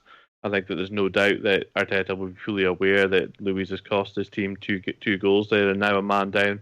It looks as though that we were correct with the fact that Saka would drop to left back and Tierney would play in the centre, but it also looks as though Arsenal may be switching to something of a back three. With Mustafi just tucking in, but then Bellerin, the right back, I don't know how that would work necessarily. Yeah. We'll keep an eye on it over the next few minutes. And I think it's likely we'll see City have the ball quite a lot, so the defensive shape for Arsenal should be quite noticeable. But Tierney is certainly playing centrally there. He is indeed. It looks as though it's gone to sort of a 4-4-1 with Eddie Nketiah leading the line, Aubameyang on the left, Joe Willock just coming out to this right-hand side. Here's David Silva. Joe Willock wins it back for the Gunners. I totally get where you're coming from about the coach, saying one thing in public and one thing in private. I think you've got to find a balance rather than be a Jose Mourinho, for example, and come out and absolutely hammer the guy. I think it's okay to say, an individual error has cost us today. And that way you're being honest with the fans, their understanding of where you're coming from, but you don't have to completely destroy the player. Whereas Mourinho would go the polar opposite. So he would. I think there's a balance to be found in situations like that. No, I think you're right. I think it would be good to see Arteta come out and address that afterwards. He's not somebody who we've really seen that much in the media so far. Obviously, he hasn't been at Arsenal for that long, and with the layoff as well. So he's still somebody I think we're getting used to in terms of his demeanour at press conferences. Indeed, I've actually had the pleasure of being in a couple of them, and he's been very calm, very calculated. Even after the Olympiacos defeat in the Europa League, that was one of the ones I was at, and he came in the room and you could instantly feel the disappointment from him. And as somebody who follows the club and covers the club very closely, in a strange way, I really liked that. I liked seeing him like that because it reflected the mood and the feeling that the supporters had at that time. And that was nice to have that connection. It was a connection that Arsenal fans never had with Unai Emery. So it was nice to feel that. And I think, if he does lose his cool a little bit in the press from time to time, I don't think anybody will be holding that against him necessarily. No, certainly. We've seen that from Guardiola in the past. He's had a history of being quite aggressive in his press conferences at the time, especially obviously when he was up against Jose Mourinho when he was at Real Madrid. There was a lot of animosity between the two, and that was a key part of his persona there. So certainly if Arteta has learned from Guardiola and is trying to model himself in his fellow Spaniard, we might see that. Indeed. Here is Kevin De Bruyne for Manchester City now. I think that we're going to have to see Arsenal make a change soon. I don't think Joe Willock on the right-hand side is going to provide the necessary threat going forward. It's likely we'll see Pepe or Lacazette, I would imagine. Nicolas Pepe does tend to operate from the right-hand side when he does play, so it feels like the more natural solution, I guess. What's your opinion being on Pepe this season? It's been a strange one with Nicolas Pepe. I think when you come to a club like Arsenal for such a huge transfer fee, there was always going to be a lot of pressure on him to hit the ground running. I think we've seen glimpses and signs of what Nicolas Pepe can do, but I don't think we've seen it at a consistent level. The caveat to that is that he's joined the club at a really difficult time when, Unai Emery was starting to lose control. It was well documented as well that he wasn't Unai Emery's number one choice, which suggests that the club went over his head and just did what they wanted to anyway. So I think Mikel Arteta coming in will give him a fresh start. He's got a coach who hasn't already got a preconception about him, hasn't already gone out in the transfer market hoping to bring in someone else and ended up with him. So I think I'm going to start to judge Nicolas Pepe now. But if you're asking me if I've been excited by what I've seen so far, I have to say no. That's just sort of my honest take on it. Here's De Bruyne now on the right-hand side for City. Looks to find Riyad Mahrez, but Kieran Tierney, who has moved into the central defensive position now, got a toe in there. Here's Gabriel Jesus from the edge of the box. Fires it straight into the arms, though, of Bernd Leno. 58.5 minutes played. Manchester City 2, Arsenal 0. A couple of David Luiz errors contributing to the scoreline and handing Manchester City a pretty comfortable 2-goal lead at the moment. It's a shame. I think the sending off just disjointed the match now a little bit, and that can happen. Sometimes you see teams have to pull into a different tactical shape, and it just changes the complexion completely. Coupled with the penalty and the fact that City went 2-0 up, I think Arsenal have got a real problem trying to get back in this game now. They need to find penetration quickly. They need to get a little bit more pace up front. They need to find those passes that'll get behind the City defensive line, if you like, to try and turn them and try and try and force City back a little bit instead of allowing City to camp in the central areas like this. I'll make you right. Here is Raheem Sterling, ball round the corner for Riyad Mahrez. He can't quite get it under control. Aubameyang was back there. He's now with Ceballos. Now Guendouzi. Now Willock. Having to play on the right-hand side at the moment. Arsenal down to 10 men, of course. Ceballos into Aubameyang's feet. He looks to find Saka on that left-hand side, but pass was short. Here's De Bruyne controlling the game, dominating the game, driving forward for the host. He finds Sterling to his left. Sterling looks to put it back across goal, but he's completely miskicked that. Wrong-footed himself there, Raheem Sterling, and he's conceded a goal kick. Leroy Sané back on the bench for Manchester City. Of course, picked up an injury in the Community Shield final prior to the start of the season and hasn't played for the first team since. He's been a huge miss, hasn't he, Leroy Sané? Excellent player. Massive, and he changes the complexion completely for City. As we see, Mahrez on the right-hand side tend to hug the line. Sané will do the same on the left-hand side. Whereas Sterling will move centrally, move it in the half spaces more from the left. Sané's more of a traditional winger, if you like. Still heavily linked to Bayern Munich in the summer. I'm not sure if that move is going to come off. I know that Sané was unhappy that Munich seemed to have cooled their interest a little bit. But if he does move on, it'll be a huge loss for City and a player that they will have to replace in the summer. Yeah, you're right. He has been heavily linked with a move to Bayern Munich. Here is Gabriel Jesus. Ilkay Gundogan to Benjamin Mendy. Not gotten forward as much as he normally does this evening, Benjamin Mendy. Is that a deliberate thing? Has he been a little bit more conservative for a reason, in your opinion? Potentially, it could just be the fact that they're a little bit more worried about Saka's pace on that side. So Mendy's been a little bit more back, if you like. He's retained a deeper position in order to negate that a little bit. We haven't seen the same from Walker on the other side. Walker's been more prone to getting forward, I think, than Mendy has. But Mendy's suffered so many injury problems that nobody's quite sure if he's still going to be the same athletic threat that he was when he signed from Monaco. At that point, he's one of the best left-backs in Europe with his ability to rampage forward and get balls into the penalty area almost at will. It'll be interesting to see whether he can get his consistent form back up again and maintain that fitness. I think that'll be the key thing going for the rest of the season. Here's Ederson in possession now for Manchester City.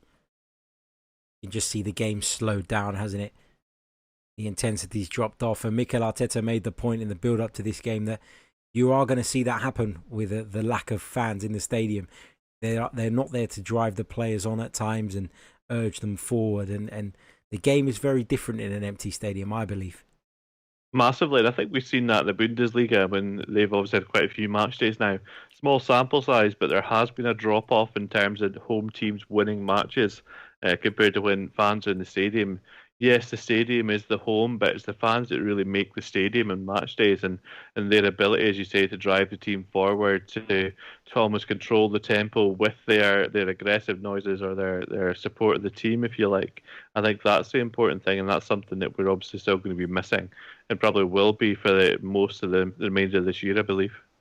Do you think, though, that it serves an advantage as an advantage when you're trying to implement a style of play and when you're looking to build from the back? Because often a crowd can get nervous when you're trying to play out from the back, and without that, hold on a minute, as City put the ball low into the penalty area, Kyle Walker's cross gathered by Bernd Leno. Sorry to stop there, but what I was trying to say was, do you think that, you know, in Arsenal's case or even Manchester City's, when you want to play out from the back, it not having the fans sort of making those nervous noises and giving that nervous energy at times is kind of helpful as well? I think we saw that a lot for Arsenal when Unai Emery was first in place, when he was trying to get them to play from the back, and there were a lot of mistakes being made. Leno came under a lot of criticism from the fans, I believe, with his perceived lack of ability to play with the ball at his feet. And you're right, fans can be, you can almost hear the audible groans when you give the ball away in those areas, and that's something that isn't there at the moment. So, yeah, you could possibly be correct there with the fact that teams are more comfortable, if you like, in being able to implement that kind of style. Manchester City are going to make a couple of changes here. Phil Foden and Bernardo Silva are the two players who are going to come on. Riyad Mahrez is going to make way, as is David Silva, who passes on the captain's armband to Kevin De Bruyne. David Silva, of course, his contract comes to an end at the end of this current campaign. Lee, he can still do a job somewhere, can't he? Surely. Absolutely. I think it's likely at this stage, though, he's either going to go back to Spain for his last contract or somewhere like the MLS. He's been a player who's been a great servant for Man City, obviously. He's been part of the team through a lot of transition, a lot of different moves. But we're seeing now the introduction of Phil Foden, who's a player that a lot of Manchester City fans hope can just step into that role when Silva leaves. Obviously, young, homegrown English, and an extremely talented young player in his own right. What have you made of what you've seen of Phil Foden? Has he got the ability to step up eventually and take over from someone as cultured and as classy as David Silva? There's absolutely no doubt that he's got the raw ability. He's one of the most talented players I think that England has produced in the last 2 decades. He's the player who's just got that natural ability with the ball at his feet that not many players have. I know Man City fans have been upset with Guardiola at times with the perceived lack of minutes that Foden's getting, but he's still a young player, and this is an elite team. Young players don't come into elite teams and play that kind of minutes all the time. So I think that Guardiola's doing the right thing. Foden's being taught, he's given great education in the training pitch, and when the time's right, his minutes will go up, and it could well be next season. Here is Joe Willock for Arsenal now. Manchester City got plenty of players behind the ball. Aubameyang out on this left-hand side. Saka into Willock. Looks to put it towards that far post. Hector Bellerin not anywhere near it, but you don't expect him to be as a right back in that position. Arsenal readying a triple change, and they've already made 2 substitutions already. Of course, Granit Xhaka having to make way. And of course, Pablo Mari. It's going to be Eddie Nketiah making way. That makes sense at this point. Straight swap with Lacazette. Matteo Guendouzi also going off, as is Joe Willock. Going to be Lacazette, Ainsley Maitland-Niles and Reece Nelson coming on for the Gunners. Just confirmation there, Willock, Guendouzi and Nketiah, the trio making way. All are likely to be like for like at this point. Nelson will play on the right-hand side. Maitland-Niles is slot into midfield. Obviously a very versatile player, and Lacazette will just lead the line for the last 20-odd minutes now. Arsenal really need to make something happen quickly.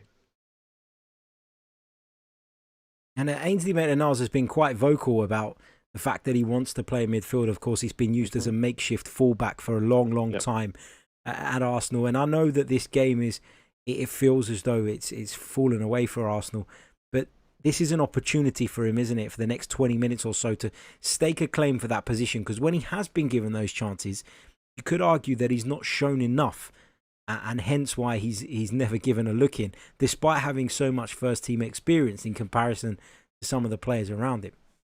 Yeah, I think arguably he's performed better playing from the right-back position than he has in the centre midfield. But you're right, he's been very vocal, saying that he considers himself to be a central midfielder. He thinks that's his best role, and he will have an opportunity to show that here. But he's a player with obvious talent. I think what struck sort of the fan base when he first arrived on the scene, and if you remember back when he first broke onto the scene, it was as a left back when Arsenal were in desperate need for covering that position, and Arsene Wenger showed a great deal of faith in him.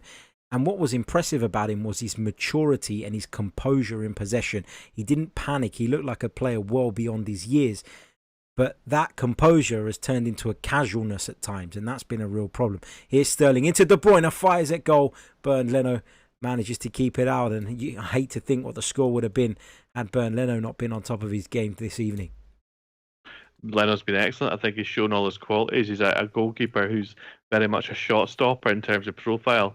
He's had criticism for his ability to use the ball with his feet previously, but he is actually quite good at that, and he's developing that side of his game. But in terms of ability just to be a presence in goal and to be in position to block shots, he is an excellent goalkeeper for this level.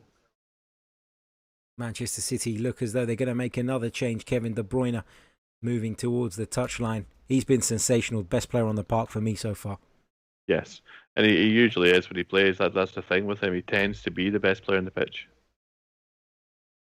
Fernandinho is coming on. As is Rodri. He'll be replacing Aymeric Laporte. It's interesting. We've seen Fernandinho playing as a centre half for Manchester this season. Likely he'll go back into that area now in place of Laporte, and Rodri will play in the base of midfield with Gundogan pushing forward into an 8 role. Here is Mendy. Bernardo Silva will take it down. Lays it off to Sterling. The pass seemed a little short, but Sterling still got there first. Sterling's made a run in behind here. Gundogan's picked him out. He's miscued it. Still got an opportunity to pick out a teammate. Here's Bernardo Silva. Forced back by Ceballos. His pass comes off the backside of Pierre-Emerick Aubameyang there, but still finds one of his teammates.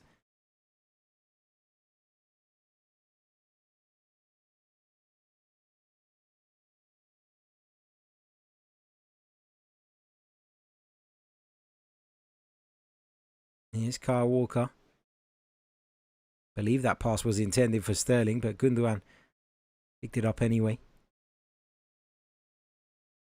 70 minutes played here. Manchester City 2, Arsenal 0. Don't forget, if you're watching us via the Total Football Analysis YouTube channel or the Chronicles of a Gooner YouTube channel, please do head over to the Hot Mic app. Download it with the promo code TFA2020. Give us a follow, and that way you'll never miss a broadcast. Here's Kyle Walker. Manages to keep it in.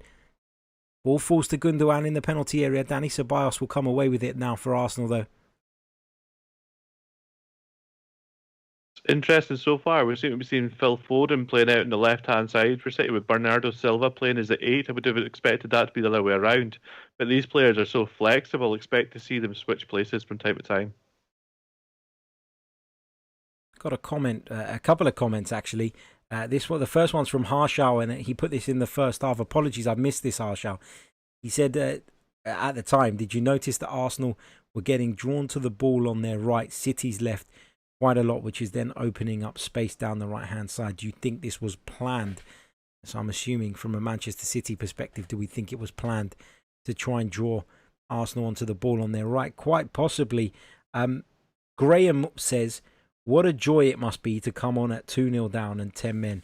I don't know how Aubameyang stayed on another anonymous game. I was just thinking actually just a moment ago, what must be going through Pierre-Emerick Aubameyang's head when, he's been stuck out on the left-hand side. He's been extremely isolated this evening, not had much of the ball whatsoever. It's a frustrating night for the forward. It is indeed, but he's not a player who would really come into deep areas to look for the ball. He likes to stay in that high areas where he can isolate against the defender and try and use his pace in transition. In games like this, where that's not really been possible, where Arsenal have really been under pressure for the majority of it, you would expect your players, your big players like that, to drop it in deeper areas to try and combine and try and create something going forward. We've not really seen that from Aubameyang, and I think that's just his player profile, if you like. He doesn't do those things. He likes to stay in positions where he can be dangerous when he does get a chance to get the ball. Just so happens it hasn't come off for him. Just seeing that come up on your screens, Arsenal's away record against the Big Six. Not a single win in the last 25. That's a terrible record. It's absolutely shocking. Yeah. It's something that needs to be addressed, and I'm sure they will be going into next season. Obviously, this has been a difficult first season for Mikel Arteta to come into the club. The club was also struggling under Unai Emery in the first instance, and then to have the break for the COVID-19 outbreak, only just getting back to football now. I think it'll be next season before we really see Arteta's team, if you like, and his game plan put into place. Hopefully a major clear out as well of some of the dead wood, because there is a lot of it in this Arsenal squad. Just see De Bruyne's penalty again, expertly dispatched by the Belgian, but you've come to expect that level of quality from him as we see the players take their second half drinks break. Again, I'm not entirely sure that this is really necessary on a rainy night in Manchester, but there you go. I assume this will be the same thing for every match going forward for the rest of the Premier League season now. We'll see these drink breaks. I mean, I don't There mind might it be. for the first few weeks while people get back into the swing of things, but this feels a little bit unnecessary for me. Yeah. I mean, going back to what I said earlier, in La Liga, you completely understand it because they wouldn't be playing matches in the summer ordinarily there. And of course, the temperatures, particularly in the likes of Seville and various other places, can get really, really hot. So that is understandable. This feels a little bit, I guess, like they're just ticking a box to me. Yeah, potentially. It'll be a health and safety thing. Here's Fernandinho on the ball, and as Lee mentioned, he has played a huge chunk of the season at centre-back, often being preferred to those who naturally play in that position, which says a lot about how Pep Guardiola felt about the likes of Nicolas Otamendi and John Stones earlier on in the season. So I think it's also a nod to how highly Pep Guardiola thinks of Fernandinho as a player and as an important part of the team. Obviously, signing Rodri for big money, he was always going to come in and play as a six more often.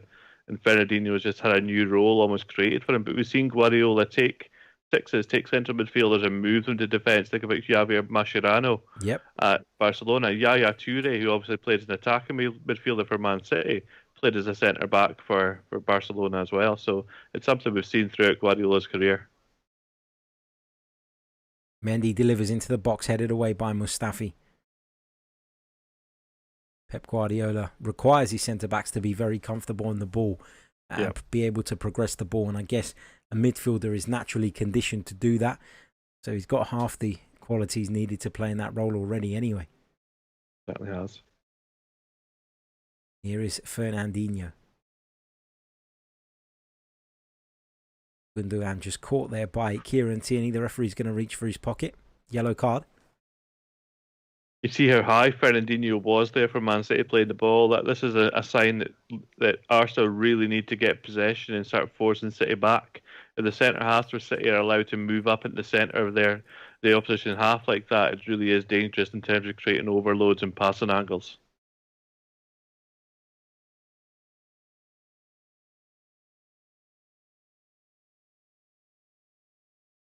Manchester City have a free kick. Quite a long way out. Looks a good 30, 35 yards from goal, on my estimations.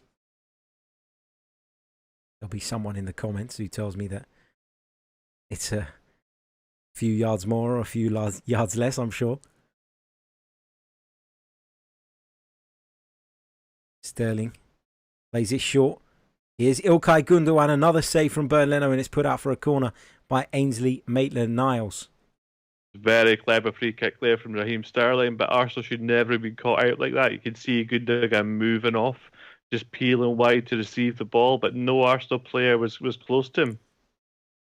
They've got to be alert to those sort of things. They've got to be more switched on in those situations. And, you know, the more I watch of this Arsenal team, and even under different management, under different coaches, we still see the same individual errors, the same issues, which suggests that, you know, it's the quality of player that Arsenal have at the moment, which just simply isn't good enough in those defensive areas.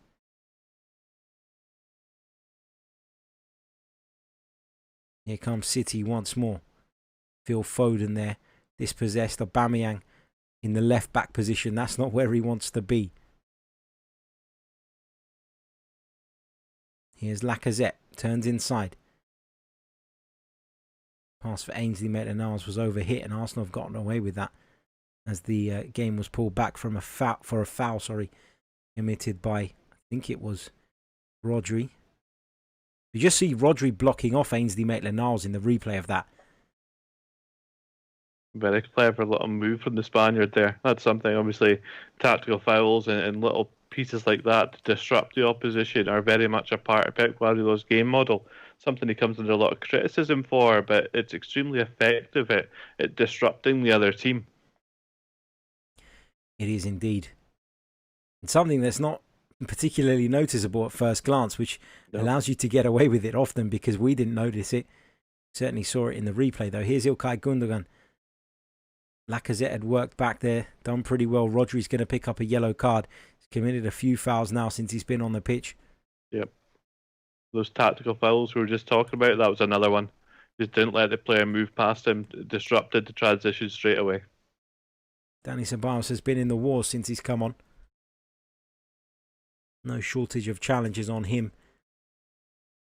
From the Manchester City midfield, Rodri picking up his 8th Premier League booking of the season.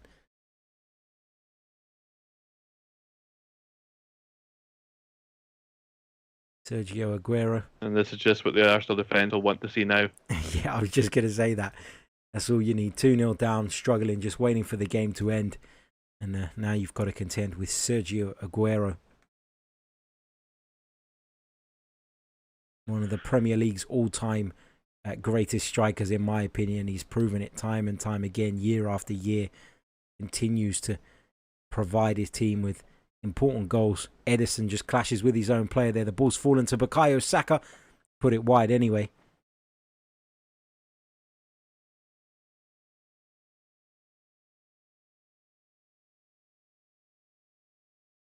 Looks in some discomfort, the Manchester City man. Ederson coming out there with all his force behind him. Of course, it was accidental. Not the first time Ederson's been involved in this type of clash, though, is it? He's always involved in this type of thing. The right thing to do for a goalkeeper to be the one to claim responsibility and clear your lines. It did look like a strong challenge, though, and the players seems to be in quite a lot of trouble at the moment. The players were, the Man City players at least, were very worried from the onset. The medical staff almost dressed up as Ghostbusters. I'm not sure what those outfits are.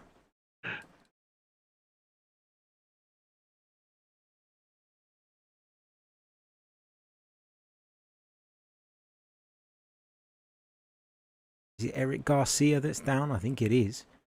Positionally, it would be Eric Garcia that was in that slot, but we haven't actually had a look at him yet on the TV screen.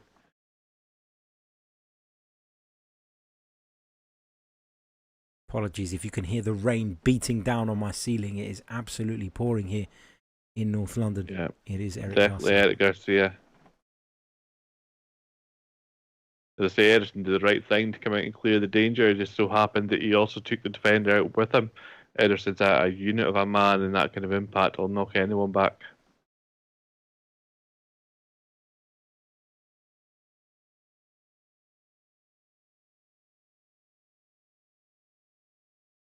Don't think City will take any chances here. I think it's quite likely that we'll see Garcia taken off now. There's no need to take any risks. 82nd minute. They're 2 goals to the good. Looking relatively comfortable as well. First of all, we just hope that Eric Garcia recovers from this, because he looks to be in some discomfort.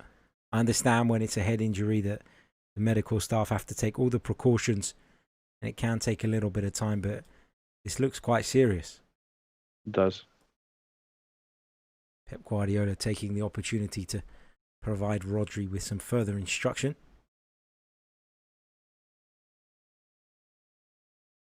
A lot of people see these pictures of Guardiola doing things like this and think it's overkill, but I just see it as extreme attention to detail from a coach. He's taking any opportunity he can just to give a little bit more context and information to a player. To be the best, you have to be obsessed. And Pep Guardiola certainly is. And so's Arteta, by all accounts. He certainly seems to be, based on what we've seen of him so far. And that's why he'll be extra frustrated by some of the individual errors that are costing his team points at the moment, because you can prepare for a game all week and you know, do this and that and work really, really hard on the training ground and on your strategy. And then an individual mistake can throw that all out the window, essentially. You can see the Manchester City players look very concerned about their teammate. I think it's difficult for Arteta at the moment. I mean, you touched upon the fact that there are deficiencies in the squad, and squad build is an issue, and that's to do with the way that the club have been recruiting for the last 2 or 3 seasons, probably. And now he's got to come into a position where he has to really make affect real change, and a lot of that is down to attention to detail and having high standards, and we haven't seen that from Arsenal tonight. Certainly with the mistakes made by David Luiz, there was no sense of of high standards there. He's made 2 errors that were huge and glaring that have completely taken this game away from his team. And that's something that Arteta, as a coach or as a player, indeed, when he was still a player, don't forget he was a fantastic player in his day, he wouldn't have stood for those mistakes then either. That's right.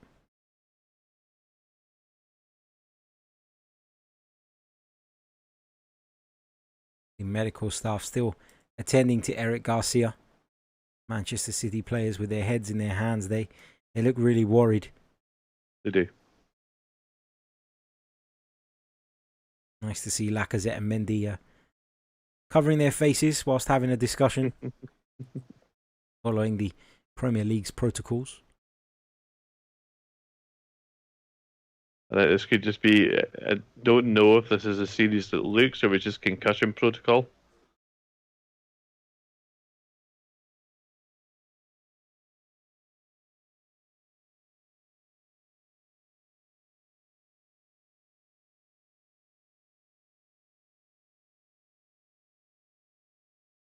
"85 minutes gone here at the Etihad, but we're expecting a substantial amount of injury time to be added on." Yeah. And no sign yet if he's going to come on to replace Garcia, who is being fully immobilised by the looks of things on the stretcher there.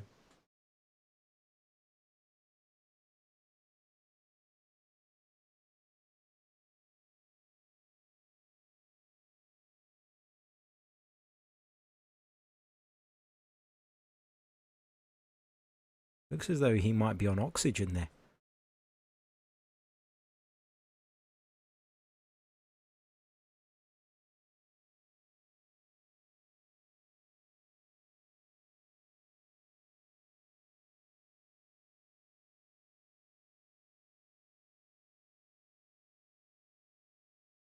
See some of the players trying to keep warm at the moment.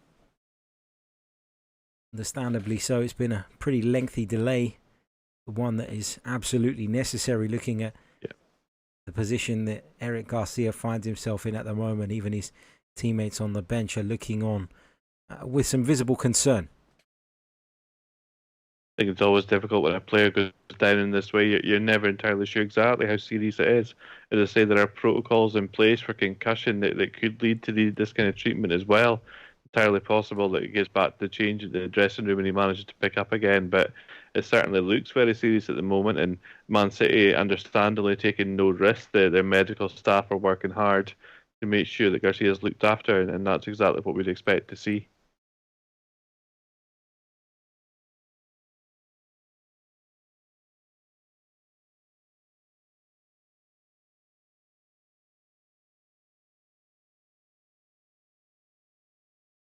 A shame for Garcia for a young player to come into this Man City team after the lockdown period. Obviously, would have been hoping to get an extended run in the side, and this might be an injury that knocks him back a little bit in that development. Go to some of your comments while we have the pause in play. Graham says, "Some good performances tonight. Leno, Bellerin, Tierney, Mustafi, Ceballos, Guendouzi. But Aubameyang, Saka and Ketia, not worth a light between them." He also goes on to say, in regards to Edison, he says, "The goalie's a muppet, Harry. It's a red card tackle on his own player." I've got to be honest, Graham, I need to see it again. But, you know, as a goalkeeper, you're very often taught, aren't you, to take it all. And I think that's probably what Edison's done there. And I mentioned that he's been involved in clashes before. He's been on the receiving end of some as well. You know, for being brave and putting his head in there. I remember the one with was it Sadio Mane a few years back, which looked really, really painful for the goalkeeper. So yeah, I mean, it's just one of those unfortunate accidents, and Eric Garcia looks in some significant discomfort. It's difficult for the goalkeeper because if he doesn't make that movement to come out and clear the ball, and then Arsenal were able to get in front of the defender and score there, then he gets criticised for that. So he's caught in two minds, if you like. Either you come out and clear everything, or you stay in your line and take your chances. He's going to resume with Arsenal in possession. We're on the 88th minute now, but as I said, we expect a substantial amount of time to be added on. Here's Mustafi in possession.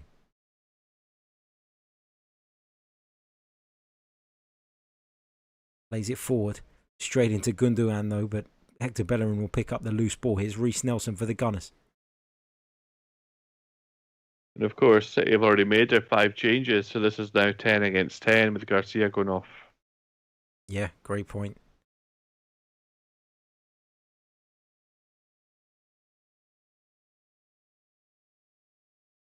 See the referee with his mask on and his microphone over the mask. Strange sight, something I don't think I'll ever get used to. But it's something we're going to have to get used to quickly, because it is a sign of the times at the moment. Certainly is. As Manchester City have a free kick just inside the Arsenal half.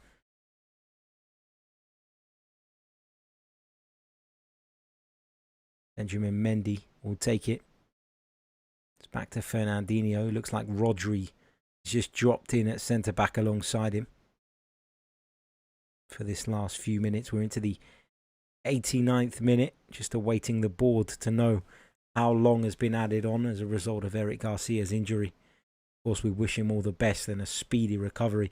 Looks a really promising talent. Somebody who's got a big future ahead of him. Here's Dani Ceballos, now Hector Bellerin on this right-hand side for the visitors. Raheem Sterling and Kevin De Bruyne, the goal scorers. 11 minutes added on to the end of this one. All time then if Arsenal can get a goal quickly. There is still time, but at this point it just feels like torture league.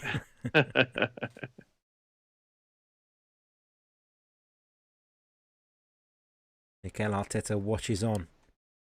He'll be bitterly disappointed. His side have conceded 2 extremely soft goals.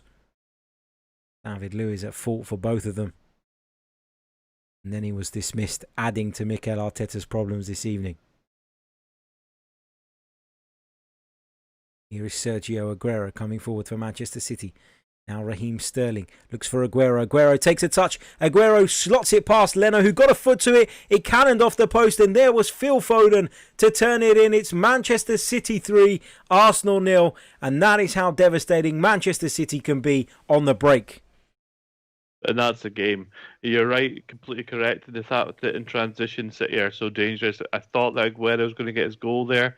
He's obviously not going to be happy. He was left out of the starting lineup. He's a player who demands to be in the starting lineup every single game and is known to have a chip on his shoulder if he doesn't get that. So quite likely be trying to get a goal here. It's good movement from Sterling to pull outside and then a quick pass back in, caught Arsenal out. Normally you'd see Aguero finish. It was a good save from Leno. Unfortunately, Foden was following up like that. Good finish on the left foot from the young Englishman. It's a goal that will please many Manchester City fans. They love to see Phil Foden doing well, and he's got himself on the score sheet here in the Premier League, staking his claim for the place of David Silva when he does eventually move on. It's only strengthened his case there by adding to his goal tally. Certainly has, and there are other players in the City system who are coming through behind Phil Foden as well. They've got a rich youth system at the moment. One in particular to keep an eye out for is Tommy Doyle, another homegrown player from the Manchester area who looks extremely promising, playing in the same 8 role as Foden does.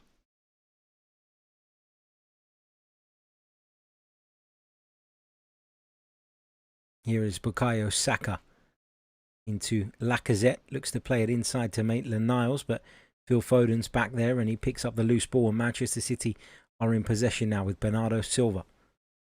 Here's Foden. Back to Rodri, under pressure from Aubameyang, but does well there. City work the ball up the field. Back with Benjamin Mendy now though.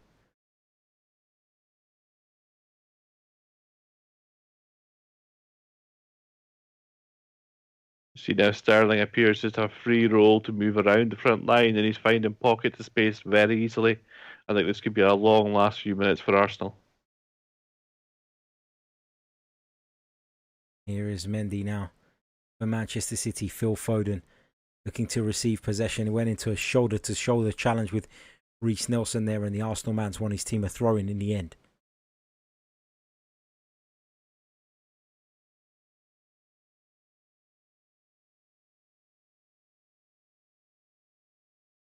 Bellerin unable to bring the ball forward. Foden putting pressure on him. Mustafi will play it long over the head of Aubameyang. Lacazette will chase it, but Rodri just guides the ball back to Edison in the Manchester City goal. Of course, we're bringing you live coverage of Tottenham Hotspur versus Manchester United, which is the Friday night game. Jack Cunningham will be in the commentary seat alongside David Symeou for the analysis on that one. If you haven't already, sign up to the Hot Mic app using the promo code TFA2020. Give Total Football Analysis a follow, and that way you'll never miss a broadcast. You can also subscribe to the weekly magazine for all the industry-leading analysis that the team provide. And Lee, now feels like a great time for you to plug your Pep Guardiola book. Mastering the Premier League is available. A book that I wrote detailing the tactical concepts of Manchester City. This is something that I think we've seen quite a lot of in this match. We've seen a lot of the things that I write about in the book cover in the book. So if you want to understand it a little bit more, it's available at the moment from all good booksellers. Brilliant stuff. Do check it out as Manchester City go close again. This time Bernardo Silva swinging a left boot at it. Looked like it was quite a bit further wide than I initially thought, though, having taken a look at where the ball ended up. We just seemed step inside Kieran Tierney there and drive it towards that far post, but it was well wide in the end. Of course, Lee, across the ball. Lee, you've got another book on the way as well, looking at Liverpool and Jurgen Klopp. Am I right? How can people pre-order that one? And when's it out? Yeah, that's right. It's available at pre-order now. It'll be released at the end of August. Available at pre-order on all good booksellers again, Amazon, Waterstones, all those kind of places. Exactly the same concept as the one that I wrote in Manchester City, looking at tactical concepts behind Liverpool under Jurgen Klopp. So hopefully people will enjoy it when it comes out. I'm sure they will. They're on my to-read list. As I said, off-air at half-time, watching games with Lee has changed my outlook on football completely, and I'm sure if you read his books, yours would change too. Here's Sergio Aguero with another opportunity into the side netting. Got his head in his hand, Sergio Aguero. That's the kind of position Aguero takes up so well, and we're not used to seeing him miss the target from there. But look how easy it was for City just to play through Arsenal now. Arsenal are looking very tired. And we always talk about going across the goalkeeper, but Sergio Aguero is one of the very best at hitting that near post, isn't he? The sort of the angle between bar and post and that roof of the net. He's very good at finding that space. Yeah, he tends to elevate the ball. As we saw there, he tends to elevate the ball in those areas and try to aim high at the goalkeeper's near post. Very difficult to get your hands up to block. As you say, we always talk about strikers going across the goalkeeper, and goalkeepers are expecting that to a point. So it can be difficult when Aguero has very little backlift to his shots. He just has the technique to strike the ball with power, and it's difficult to read exactly where he's going. It is indeed, and we've just seen that statistic across the screens. Manchester City have had 19 attempts at goal compared to Arsenal's 2. It tells you the story, how tonight's game has gone. And those 2 for Arsenal were quite early on in the match as well. At the beginning, early stages, it looked as though that Arsenal did have a chance to make an imprint in this match, but City have just gradually turned up the quality. Maitland-Niles plays the ball in behind for Alexander Lacazette to the left of Manchester City's penalty area. Delivers it low across the box. Looked as though he was trying to cut it back for Reece Nelson. Aubameyang gave him an option at the near post, and in the end he found neither.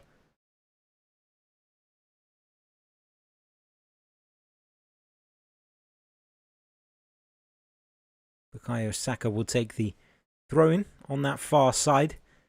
97.5 minutes played.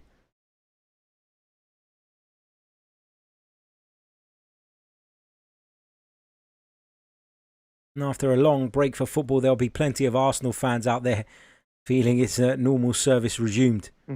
Away against one of the big 6. And suffering a heavy defeat. Here's Reece Nelson. Cuts it back. There's Aubameyang opportunity. Manchester City defender just got a foot in there. Prevented the Gabonese striker from adding to his account. We're seeing Aubameyang try to be more active, though. He's trying to play more centrally to try and get those opportunities. That's twice now. He's been in the penalty area looking for opportunities from a cutback.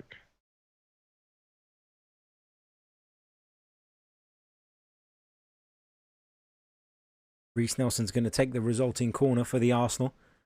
On this right-hand side, he's right-footed, so it's going to be an outswinger. Get it clear at the near post.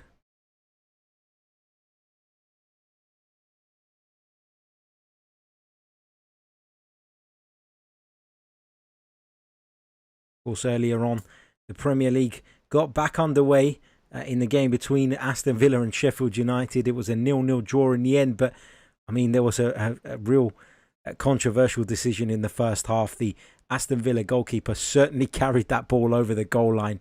How on earth that wasn't given, and how on earth the goal line technology, which has normally been so reliable, managed to make a mess of that.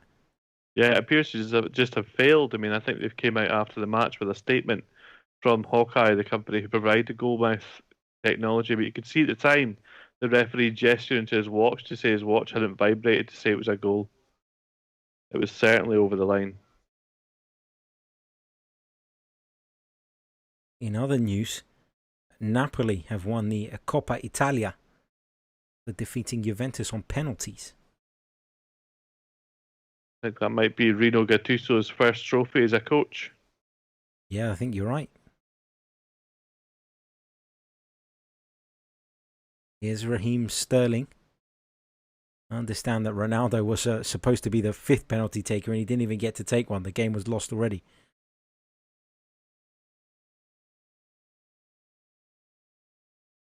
Milik with the decisive penalty for Napoli.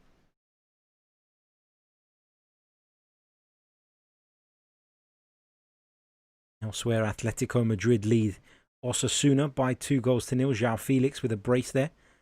57 minutes played so far. We're into the 100th minute here at the Etihad.